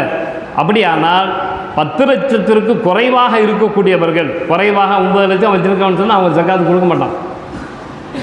அப்போ ஷரியத்தினுடைய அடிப்படையில் வெள்ளியை கணக்கு பண்ணி பார்க்கும்போது அவன் குற்றவாளியாக மாறிடுறான், ஜக்காத்து கொடுக்கலன்னு சொன்னான். அதனால் உலமாக்கள் வெள்ளியை கணக்கு பண்ணி நீங்கள் ஜக்காத்து கொடுக்க வேண்டும் என்று சொல்கின்றார்கள். அந்த வெள்ளியினுடைய அளவு என்ன, இப்போ 1 லட்ச ரூபாய்க்கு மேலே யார் இருக்குதோ, யார் இடத்துல பணம் இருக்குதோ, அந்த 1 லட்ச ரூபாய்க்கு மேலே அந்த ஒரு வருஷம் ஆனதுக்கு பின்னாடி அது கணக்கு பண்ணி ஜக்காத்து கொடுத்துடலாம். 1 லட்ச ரூபாய் வந்துன்னு சொன்னால் 2500 ரூபா பெரிய காசுல கொடுத்துடலாம். அதனால் இதையும் கொஞ்சம் மனசில் வச்சுக்கிடுங்க. இது சம்பந்தப்பட்ட மேல் விவரங்கள் தெரிய வேண்டும் என்று சொன்னால் மூத்த உலமாக்களிடத்தில் நம்ம கேட்டுக்கொள்ள வேண்டியதுதான். ஆகையினால் அடுத்த ரமலான் மாதம் வருது, எல்லோரும் கணக்கு பண்ணி ஜக்காத்து கொடுப்பாங்க. அந்த ஜக்காத்து கொடுக்கக்கூடிய பணம் யாரிடத்துல போய் சேருதுன்னு பார்க்கணும். எப்படி அது போய் சேருது, யாருக்கு கொடுக்கப்படுகின்றது. இப்போ கடனாளிகள் சில பேர், சில தாய்மார்கள் அல்லது சிலவர்கள் கேட்குறாங்க, என் மகனுக்கு படிப்பு செலவு ரூபா தேவைப்படுது, வீட்டில் உள்ள எல்லா செலவுக்கும் எங்கள்கிட்ட பணம் இருக்குது, சாப்பிட்றதுக்கு, வீட்டில் வசதி வாய்ப்போடு வீடுகள் கட்டுவதற்கு அல்லது உடைகள் அணிவதற்கு எல்லா வசதி வாய்ப்பும் இருக்குது. ஆனால் என் மகனை காலேஜில் சேர்க்கறதுக்கு 5 லட்ச ரூபா கேட்குறான். இப்போ என் கையில் 5 லட்ச ரூபா இல்லை, என்னால் கொடுக்க முடியாது, நான் ஜக்காத்து வாங்கலாமான்னு கேட்குறாங்க. நான் ஜக்காத்து வாங்கி அந்த பணத்தை ஜக்காத்துக்கு வாங்கி காலேஜுக்கு ஃபீஸ் கட்டலாமான்னு கேட்குறாங்க. மார்க்க சட்டப்படி செய்யவே கூடாது. ஏன்னா நீ படிக்க வைக்கிறது படிக்காமல் வைக்கிறது அது உங்களுடைய விருப்பம். அவன் இன்றைக்கு 5 லட்ச ரூபா கேட்பான், நாளைக்கு 10 லட்ச ரூபா கேட்பான், அதுக்கு மேலேயும் கேட்கலாம். அதுக்கு நீ சம்பாதித்து கொடு. உன்னுடைய மகனுடைய படிப்பு வகைக்காக வேண்டி மாத்திரம் நீ பணத்தை வாங்கி ஜக்காத்து கொடுத்தோன்னு சொன்னால், அன்றாடம் தேவை உள்ளவர்கள், சாப்பிட்றதுக்கு வசதி இல்லாதவங்க, வீடு சொந்தமாக இல்லாதவங்க, உடுக்க உடை இல்லாதவங்க, அவங்க எத்தனை பேர் இருக்கிறாங்க. அப்போ இவங்களுக்கெல்லாம் கொடுத்துட்டு சொன்னால் இந்த ஏழைகள், பரம ஏழைகளை அடிபட்டு விடுவார்கள். அதனால் அந்த ஸ்கூலில் படிக்கக்கூடிய மாணவர்கள், காலேஜுகளுக்கு அவர்களுடைய ஃபீஸுக்காக வேண்டி நாம் ஜக்காத்து கொடுக்க வேண்டிய அவசியம் இல்லை, கொடுக்கக்கூடாது. ஆனால் அதே நேரத்தில் மதரசாவில் ஓதக்கூடிய மாணவர்கள், மார்க்க கல்வியை கற்றுக்கொள்ளக்கூடிய மாணவர்கள், அவங்களுடைய பெற்றோர்கள் தங்களுடைய பிள்ளைகளுக்கு ஏதாவது ஃபீஸ் கட்ட வேண்டியது இருக்குதுன்னு சொன்னால், நல்லா விளங்கிக்கணும், மார்க்க கல்வியை கற்றுக்கொள்ளக்கூடிய மாணவர்கள் அவர்களுக்காக வேண்டி கொடுக்கலாம் என்று ஒரு சட்டத்தை உலமாக்கள் நமக்கு சொல்லித் தருகின்றார்கள். அந்த அடிப்படையில் நாம் செய்யக்கூடிய எல்லா அமல்களும் அல்லாஹுக்கும் அல்லாஹ்வுடைய ரசூலுக்கும் பொருத்தமான அமலாக இருக்க வேண்டும். அல்லாஹு தஆலா நாம் செய்யக்கூடிய அமல் குறைவாக இருந்தாலும் அவனுடைய ஃபضலை கொண்டு தான் ஏற்றுக்கொள்கின்றான். நாம் செய்யக்கூடிய அமல்களை கொண்டு அல்லாஹு தஆலா நமக்கு சொர்க்கத்தை தான் கேட்குறது யாருக்குமே ரைட்டு கிடையாது. யாருன்னா நான் இவ்வளோ அமல் செஞ்சுருக்கேன், இத்தனை நோன்பு வச்சுருக்கேன், எனக்கு சொர்க்கத்தை தான் கேட்கவே முடியாது. ஏன்னா அவனுடைய ஃபضல். ஏன்னா நாம் செய்யக்கூடிய அமல்லாம் எப்படி இருக்குது. இப்போ தொழுகை பற்றி நாம் பேசணும். தொழுகையில் லா ஃபாத்திஹத லா ஸலாத்த இல்லா பி ஃபாத்திஹத்தில் கிதாப், அது மட்டும் சொல்லி முடிச்சிடறேன் இன்ஷா அல்லாஹ். அதாவது ஃபாத்திஹா சூரா ஓதின்னு சொன்ன தொழுகையே இல்லை. இது எல்லோருக்கும் தெரிஞ்ச விஷயம் தான். ஷாஃபி மذஹபில் ஃபாத்திஹா சூராவை ஓத இல்லைன்னு சொன்னால் தொழுகையே இல்லை, தொழுகை உண்டாகாது, கண்டிப்பாக ஓதணும். அப்போ நாம் போயிட்டுருக்கிறோம், உது செஞ்சு பள்ளிக்குள்ளே போகிறோம், இமாம் ஃபாத்திஹா சூரா முடித்து இன்னொரு சூரா முடித்து ருக்குவுக்கு போகிறாருன்னு சொன்னால் நாம் என்ன செய்யணும், அவ்வல் தக்பீர் கட்டி கொண்டு அமைதியாக தக்பீர் கட்டிட்டு அப்புறம் தான் என்ன செய்யணும், சுஜூதுக்கு போகணும். சுஜூதில் போய் சேரும்போது இமாமும் சுஜூதில் இருக்கணும், ருக்குவில் போய் சேரணும். நாம் ருக்குவுக்கு போகும்போது இமாமும் ருக்குவில் இருக்கணும். சில பேர் வேகமாக போகிறாங்க, அங்கே இமாம் ருக்குலேருந்து எழுந்திடுவாங்க, இவரும் எழுந்திடுவார், அந்த ரக்காத்தே கூடாது. ஏன்னா அதில் ஒரு ஒரு செகண்டாவது தரிப்பட்டு இருக்கணும், ஒவ்வொரு இடத்துலையும் தரிப்பட்டு இருக்கணும். அப்போ ஃபாத்திஹா சூரா முழுமையாக ஓத முடியவில்லை, ஆனால் நாம் பின்னாடி போகிறோம், இமாம் சூரா ஓதி முடித்து ருக்குவுக்கு போகிறாங்க, நாம் அல்ஹம்துலில்லாஹி ரப்பில் ஆலமீன் ரஹ்மான் ரஹீம் அதுக்கு தான் ஓதுறோம், ருக்குவுக்கு போயிட்டாங்கன்னா நம்ம போயிடலாம். ஏன்னா நம்முடைய ஃபாத்தியாவினுடைய பொறுப்பை அங்கே இமாம் ஏற்றுக்கொள்கின்றார். ஆனால் முழுமையாக நாம் தொழுகையில் இருக்கும்போது ஃபாத்திஹா சூரா கண்டிப்பாக ஓதித்தான் ஆகணும். அதை ஓத இல்லைன்னு சொன்னால் தொழுகை கூடாது, அதில் ஒரு எழுத்து கூட நம்ம விடக்கூடாது. சில இடங்களில் ஓதுனாங்க அர் ரஹ்மான் ரஹீம் மாலிக் யௌமித்தீன், அர் ரஹ்மான் ரஹீம் மாலிக் யௌமித்தீன். இதில் அர் ரஹ்மான் ரஹீம் ஒரு மீமோடு முடியுது, அப்புறம் திருப்பி மாலிக் யௌமித்தீன் இன்னொரு மீமோடு ஆரம்பிக்குது. இந்த ரெண்டு மீமும் விளங்கணும். அர் ரஹ்மான் ரஹீம் மாலிக் யௌமித்தீன் சொல்ல தொழுகை உண்டாகாது, ஏன்னா ஒரு மீம் போயிடுச்சு. அர் ரஹ்மான் ரஹீம் மாலிக் யௌமித்தீன் இப்படி தான் ஓதணும், இதுதான் மார்க்க சட்டம். அப்போ ஃபாத்திஹா எப்படி சரியான முறையில் ஓதுனா தொழுகை கூடுமோ அதே போன்று இன்னொரு ஹதீஸில் பெருமானார் ஸல்லல்லாஹு அலைஹி வஸல்லம் சொல்கிறாங்க, லா ஸலாத்த இல்லா பி ஹுதூரில் கல்ப், உங்களுடைய இருதயம் தொழுகையில் இல்லாத வரை அந்த தொழுகை உண்டாகாது. அதாவது நாம் செய்யக்கூடிய அமல்கள், வெளியில் செய்யக்கூடிய அமல்கள் எல்லாத்தையும் செய்யணும், சறுத்து பறந்து எல்லாத்தையும் பேணி கையால் எப்படி தக்பீர் கட்டணும், ருக்குவுக்கு போகணும், சுஜூதுக்கு போகணும், எல்லாம் கரெக்டாக செய்கிறோம். ஆனால் நம்முடைய உள்ளே இருக்குது பாருங்கள், அது எங்கே இருக்குதுன்னு பார்க்கணும். அது தொழுகையில் இருக்குதா, தொழுகை விட்டு அப்பாற்பட்ட வெளியில் இருக்குதா?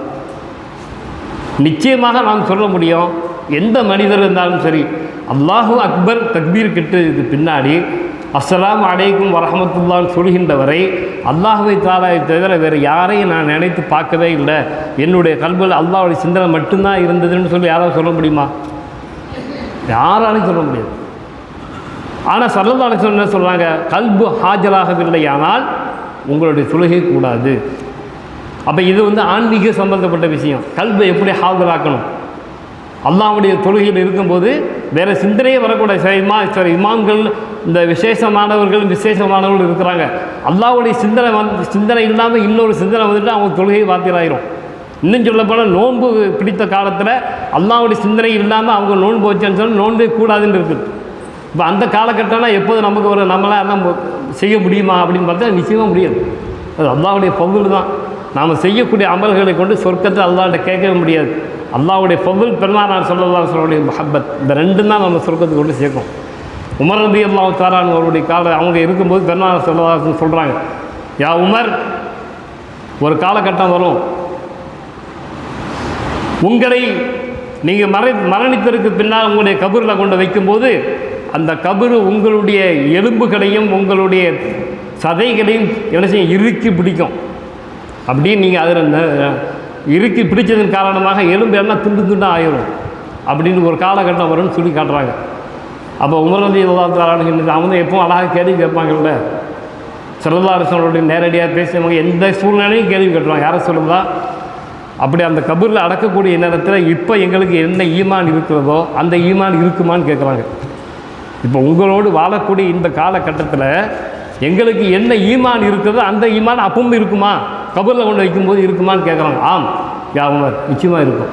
அப்படியானால் என்னுடைய ஈமானை கொண்டு அந்த கபறுகளை நான் கிழித்து சுக்கு நூறாக்கி விடுவேன் என்று சொல்லி காட்டினாங்க.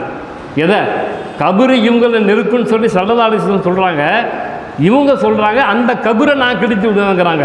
அப்படின்னா அவங்க இடத்துல எவ்வளோ பெரிய ஈமான், சத்தியமாக இந்த ஈமான் இருக்குது. ஆனால் அவங்க அந்த நேரத்தில் யாரை சொல்லுதா, இப்போ நாம் செஞ்ச அமல் இருக்குமான்னு கேட்கல. இப்போ நம்ம எவ்வளோ அமல் செஞ்சுருக்கோம், இந்த அமல்னால் அங்கே வருமானு கேட்கல. அந்த அமல்களை வைத்து ஒன்றும் செய்ய முடியாது. அல்லாஹ்வை கொண்டு ஈமான் கொள்ளக்கூடிய அந்த விஷயத்தில் அல்லாஹ்வுடைய ஃபضல், பெருமானார் ஸல்லல்லாஹு அலைஹி வஸல்லம் முஹப்பத், இந்த ரெண்டும் இருந்தால் தான். ஆனால் எல்லா அமலும் செய்யணும், எல்லா அமலையும் செய்ய வேண்டிய அமல்கள் பரிபூர்ணமான முறையில் செய்யணும். அதை விட இந்த ரெண்டும் மிகைத்து இருக்கணும். அப்படி மிகைத்து இருந்தால் நிச்சயமாக நாம் சொர்க்கவாதி. ஆனால் அல்லாட்ட கேட்கும்போது யார்தான் நாங்கள் செய்த இந்த அமல்களின் காரணமாக முன்னெடுத்து நாங்கள் சொர்க்கத்தை கேட்கவில்லை, உன்னுடைய ஃபضலை கொண்டு கேட்குறோம். அதே உமர் ரலியல்லாஹு தஆலா ஒரு தடவை சொல்கிறாங்க, யா அல்லாஹ் நாங்கள் செய்த அமல்களை கொண்டு உன்னிடத்து நாங்கள் சொர்க்கத்தை கேட்கவில்லை, மாறாக நான் செய்திருக்கக்கூடிய இந்த அமலை கொண்டு என்னை நீ தண்டிக்காமல் இருந்தால் போதும் அப்படின்னு கேட்குறாங்க. அதாவது நல்ல அமல் செஞ்சுட்டு என்ன நீ தண்டிக்காத அப்படின்னு சொல்கிறாங்க. அப்போ அவங்களுக்கே தெரியுது நாம் செய்யக்கூடிய அமல் எப்படிப்பட்டது, நாம் செய்யக்கூடிய அமலுக்கு அல்லாஹ் தஆலா எவ்வளோ வெயிட் இருக்குது, எவ்வளோ அந்தஸ்து இருக்குது அவங்களுக்கே தெரியுது. அப்போ அவங்களுக்கே அப்படிப்பட்ட ஒரு சூழ்நிலை இருக்குதுன்னு சொன்னால் எவ்வளவு காலம் பின்தங்கி வந்திருக்கக்கூடிய நமக்கு அந்த அமல் எப்படி இருக்குது? இப்போ நம்ம சொல்ல முடியுமா, தொழுகையில் அல்லாஹ்வை தவிர வேறு யாரையும் நினைக்க முடியலன்னு யாராவது சொல்ல முடியுமா? நான் உட்பட யாராவது சொல்ல முடியுமான்னு முடியாது. ஏன்னா நம்ம அந்தளவுக்கு வீக், ரொம்ப பலகீனமாக இருக்கிறோம் ஈமான்ல. அப்போ குறிப்பிட்ட ஒரு நேரமாவது அல்லாஹுக்காண்டி தொழுகிறேன் அப்படின்னு சொல்லி என்ன செய்யணும், கொஞ்சம் அல்லாஹ்வுடைய சிந்தனை கல்வியில் கொண்டு வரணும். இதைத்தான் ஆன்மீகவாதிகள் தங்களுடைய பிள்ளைகளுக்கு தங்களுடைய முரீதுகளுக்கு சொல்லிக் கொடுக்குறாங்க, எப்படி அல்லாஹ்வை சந்திக்கணும், அல்லாஹ்வுடைய சிந்தனை எப்படி கொண்டு வரணும்னு சொல்லி சில பாடங்களை நடத்துவாங்க. அதாவது நாம் விலகி என்ன செய்யணும், அதன்படி அமல் செய்தால் நம்முடைய தொழுகையை அல்லாஹ் ஏற்றுக்கொள்வான். ஆகையினால் அல்லாஹு தஆலா இவ்வளோ நேரம் நாம் பேசிய விஷயங்களில் ஏதாவது ஒரு விஷயத்தை எடுத்து அமல் செய்யணும். அமல் செய்யக்கூடிய பாக்கியத்தை அல்லாஹ் நமக்கு அனைவருக்கும் தந்தருள்வானாக. இந்த மஜ்லிஸ் கியாம நாள் வரை நம்முடைய முன்னோர்கள் ஆபாக்கள் எந்த இஹ்லாஸான முறையில் ஆரம்பித்தார்களோ அதே இஹ்லாஸான முறையில் கியாம நாள் வரை இந்த மஜ்லிஸ் நடைபெறுவதற்கு அல்லாஹ் கிருபை செய்வானாக. இந்த மஜ்லிஸில் கலந்து கொண்ட அனைவர்களுடைய பாவங்களையும் பிழைகளையும் அல்லாஹ் தஆலா மன்னித்து அருளி நோயில்லாத வாழ்க்கையை நம் அனைவருக்கும் தந்தருள்வானாக. நம்முடைய குடும்பத்தில் நம்முடைய சொந்த பந்தங்கள் யாரெல்லாம் சுகமில்லாமல் இருக்கிறார்களோ அவர்களுக்கெல்லாம் அல்லாஹ் தஆலா நல்ல சுகத்தையும் நல்ல ஆஃபியத்தையும் உடல் ஆரோக்கியத்தையும் தந்தருள்வானாக. யார் யாரெல்லாம் சுகமில்லாமல் காரணத்தினால் ஆஸ்பத்திரியில் அனுமதிக்கப்பட்டிருக்கின்றார்களோ அவர்களுக்கெல்லாம் அல்லாஹ் தஆலா நல்ல சுகத்தை கொடுத்து அந்த ஆஸ்பத்திரி வாழ்க்கையை விட்டு ஈடேற்றத்தை தந்தருள்வானாக. எல்லாவற்றிற்கும் மேலாக நாம் மரணிக்கும் போது லா இலாஹ இல்லல்லாஹ் முஹம்மதுர் ரசூலுல்லாஹ் என்ற கலிமாவோடு மரணிக்கக்கூடிய பாக்கியத்தையும் எங்கள் உயிரின் மேலான கண்மணி நாயகம் ஸல்லல்லாஹு அலைஹி வஸல்லம் அவர்களை கண்கூடாக பார்க்கக்கூடிய பாக்கியத்தையும் எங்கள் அனைவர்களுக்கும் தந்தருள்வானாக. வாஹிர் தஅவானா அல்ஹம்துலில்லாஹி ரப்பில் ஆலமீன். அஸ்ஸலாமு அலைக்கும் வரஹ்மத்துல்லாஹி வபரகாத்துஹு. السلام عليكم ورحمة الله وبركاته نحمده ونصلي ونسلم على الرسول الكريم. நித்திரை இல்லா நித்திய ஜீவன் சத்திய அல்லாஹ்வை நித்தமும் புகழ்ந்து எத்திக்கும் மனம் பரப்பும் தித்திக்கும் திருமறையை இத்தரையில் வித்திட்ட முத்து முஹம்மது நபி ஸல்லல்லாஹு அலைஹி வஸல்லம் அவர்களின் முத்தான மணிமொழிகளாம் அல் ஜாமிஉ ஸஹீஹுல் புகாரி கிரந்தமதை மன சுத்தியுடன் ஓதினும் பக்தி நிறை மாமன்றம் புனித மஜ்லிஸுல் புகாரி ஷரீஃப் சபையின் 99ஆம் ஆண்டின் 3ஆம் தினமான இன்று 24/12/2025 புதன்கிழமை இன்று ஓதப்பட்ட நபிமா மணிமொழிகளுக்கான விளக்க உரையினை அல் மദ്രസத்துல் ஹாமிதியா மார்க்க கல்வி நிறுவனத்தின் பேராசிரியரும் காயல் நகர ஜமாஅத்துல் உலமா சபையின் செயலாளருமான கணியத்திற்குரிய மௌலவி அல்ஹாஜ் அல்ஹாஃபில் MA ஹபீபுர் ரஹ்மான் ஆலிம் மஹ்தரி அவர்களால் விளக்க உரை வழங்கப்பட்டு நாயனின் நல்லருள் நிறைவாய் சூழ நனிசிறப்போடு நிறைவடையும் தருவாயில் அமைந்துள்ளது இன்றைய மஜ்லிஸ். அல்ஹம்துலில்லாஹ் வஷ்ஷுக்ருலில்லாஹ். அல்லாஹ் இந்த மஜ்லிஸை கபூல் செய்து கொள்வானாக. இம்மஜ்லிஸின் பொருட்டினால் நமது உள்ளங்களிலும் இல்லங்களிலும் தேங்கியிருக்கும் ஹலாலான ஹாஜாத்துகளை நிறைவேற்றி தருவானாக. ஆமீன். இன்றைய தின செலவினை மர்ஹூம் அல்ஹாஜ் கானப்பா SA முஹம்மது சாலிஹ் அவர்களின் குடும்பத்தார்கள் ஏற்றுள்ளார்கள். அன்னவர்களின் குடும்பத்தாரின் ஹக்கில் துஆ செய்வதோடு அன்னவரின் குடும்பத்தை சார்ந்த மர்ஹூமாக்களின் பெயரில் யாசீன் ஹத்தம் ஓதி ஈசா சவாப் செய்யுமாறும் உங்களை அன்போடு வேண்டிக் கொள்கிறோம். இன்ஷா அல்லாஹ் நாளை ரஜபு பிறை 4 நாளை ஓதப்படும் நபிமா மணிமொழிகளுக்கு 2 ஆலிம்கள் விளக்க உரை நல்க இருக்கிறார்கள். சிங்கப்பூர் நாகூர் சங்கத்தின் கல்வித்துறை மார்க்க கல்வி ஆசிரியர் கண்ணியத்திற்குரிய மௌலவி அல்ஹாஃபில் அஃதலுல் உலமா HBN ஷஹ்சாத் ஆலிம் அல் புகாரி அவர்களும் கேரளா கோழிக்கோடு குட்டிக்காட்டூர் ஜாமியா அன்வாரியா அரபிக் கல்லூரியின் பேராசிரியர் மௌலவி அல்ஹாஜ் அல்ஹாஃபில் ஏஎம் முஹம்மது சுல்தான் ஆலிம் பாகவி ஃபாதில் அன்வாரி அவர்களும் விளக்க உரை வழங்க இருக்கிறார்கள். எனவே பொதுமக்களும் பெருமக்களும் குறித்த நேரத்திற்கு மஜ்லிஸிற்கு ஏகி அல்லாஹ்வின் அருளையும் அண்ணன் நபி ஸல்லல்லாஹு அலைஹி வஸல்லம் அவர்களின் நல்லாசியும் பெற்று உங்களை அன்புடன் அழைக்கிறோம். அஸ்ஸலாமு அலைக்கும் வரஹ்மத்துல்லாஹி வபரகாத்துஹு. إلى حضرة سيدنا محمد صلى الله عليه وسلم وإلى حضرة سائر الأنبياء والعلماء الصالحين والشهداء والصالحين وإلى حضرة من أبيناهم أجمعين. الفاتحة. إنما تنذر من اتبع الذكر وخشي الرحمن بالغيب وبشره بمغفرة وأجر كريم. إنا نحن نحيي الموتى ونكتب ما قدموا وآثارهم وكل شيء أحصيناه في إمام مبين. إذا حسن بسم الله الرحمن الرحيم. قل أعوذ برب الناس ملك الناس إله الناس من شر الوسواس الخناس الذي يوسوس في صدور الناس من الجنة والناس. أمين. الحمد لله رب العالمين حمدا يافي نعمه ويكافي مزيدا واعف عنا يا كريم يا رحيم يا الله. اللهم صل وسلم على سيدنا محمد الناطق بالحق والداعي للرشد والهادي إلى الصواب حجته البالغة وبرهانه القوي ودعوته العامة. اللهم فكما شرفتنا بسماع حديثه القويم وحدنا صراطه المستقيم. اللهم إنا قرأناه وسمعناه مقرين بالعجز عن الإحاطة بمعناه. اللهم فكما أكرمتنا بسماع الألفاظ وجعلنا من جملته حفاظ. اللهم قرب إلى فهمنا بعيد معاني ووفقنا للعمل بمقتضى ما ورد من الأحكام فيه وامتثال أوامره واجتناب نواهيه. اللهم إنا بك وبما جاء به هذا النبي المؤمنون وبما أخبرنا به من الغيب والوعيد مصدقون. وثبت اللهم بحرمة ذلك الإيمان والتصديق بقلوبنا واغفر ببركته جميع ذنوبنا.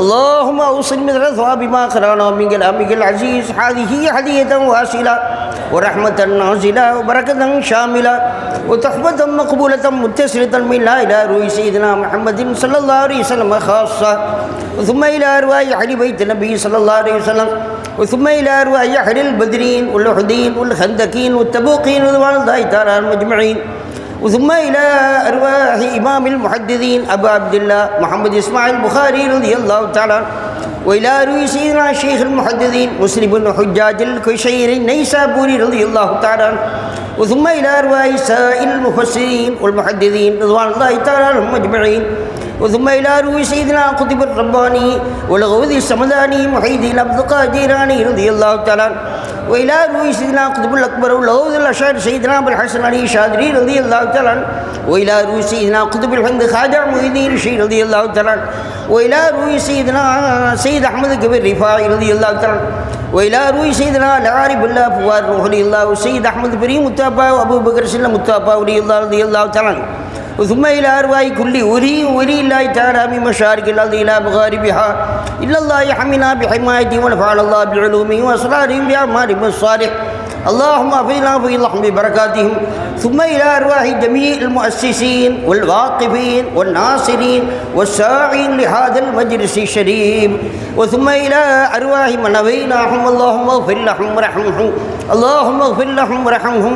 اللهم اغفر لهم وارحمهم وآنس الله وحشتهم ورحم الله غربتهم ونفس الله كروبتهم ونور الله ضريحهم وتقبل الله من حسناتهم وتجاوز الله عن سيئاتهم وغفر الله ذنوبنا وذنوبهم في جنات النعيم. ألا إن أولياء الله لا خوف عليهم ولا هم يحزنون.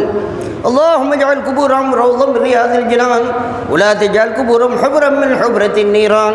اللهم إنا نسألك من خير ما سألك منه نبيك محمد صلى الله عليه وسلم ونعوذ بك من شر ما استعاذك منه نبيك محمد صلى الله عليه وسلم وأنت المستعان وعليك البلاء ولا حول ولا قوة إلا بالله العلي العظيم.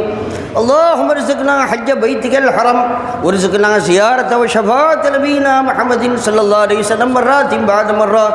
اللهم بارك لنا في رجب وشعبان وبلغنا رمضان.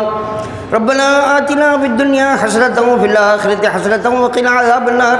ربنا اغفر لنا ولوالدينا ولجميع المؤمنين والمؤمنات والمسلمين والمسلمات رب ارحمهما كما ربياني صغيرا. اللهم اجعل آخر كلامنا بقول لا إله إلا الله محمد رسول الله صلى الله عليه وسلم. ربنا تقبل منا إنك أنت السميع العليم وتب علينا إنك أنت التواب الرحيم. وصلى الله تعالى وسلم وبارك على خير خلقه سيدنا محمد وعلى آله وصحبه أجمعين. سبحان ربك رب العزة عما يصفون وسلام على المرسلين والحمد لله رب العالمين. سبحان ربك رب العزة عما يصفون وسلام على المرسلين والحمد لله رب العالمين. آمين بفضل سبحان ربك رب العزة عما يصفون وسلام على المرسلين والحمد لله رب العالمين. صلى الله على محمد صلى الله عليه وسلم. صلى الله على محمد صلى الله عليه وسلم. صلى الله على محمد يا ربي صل عليه وسلم.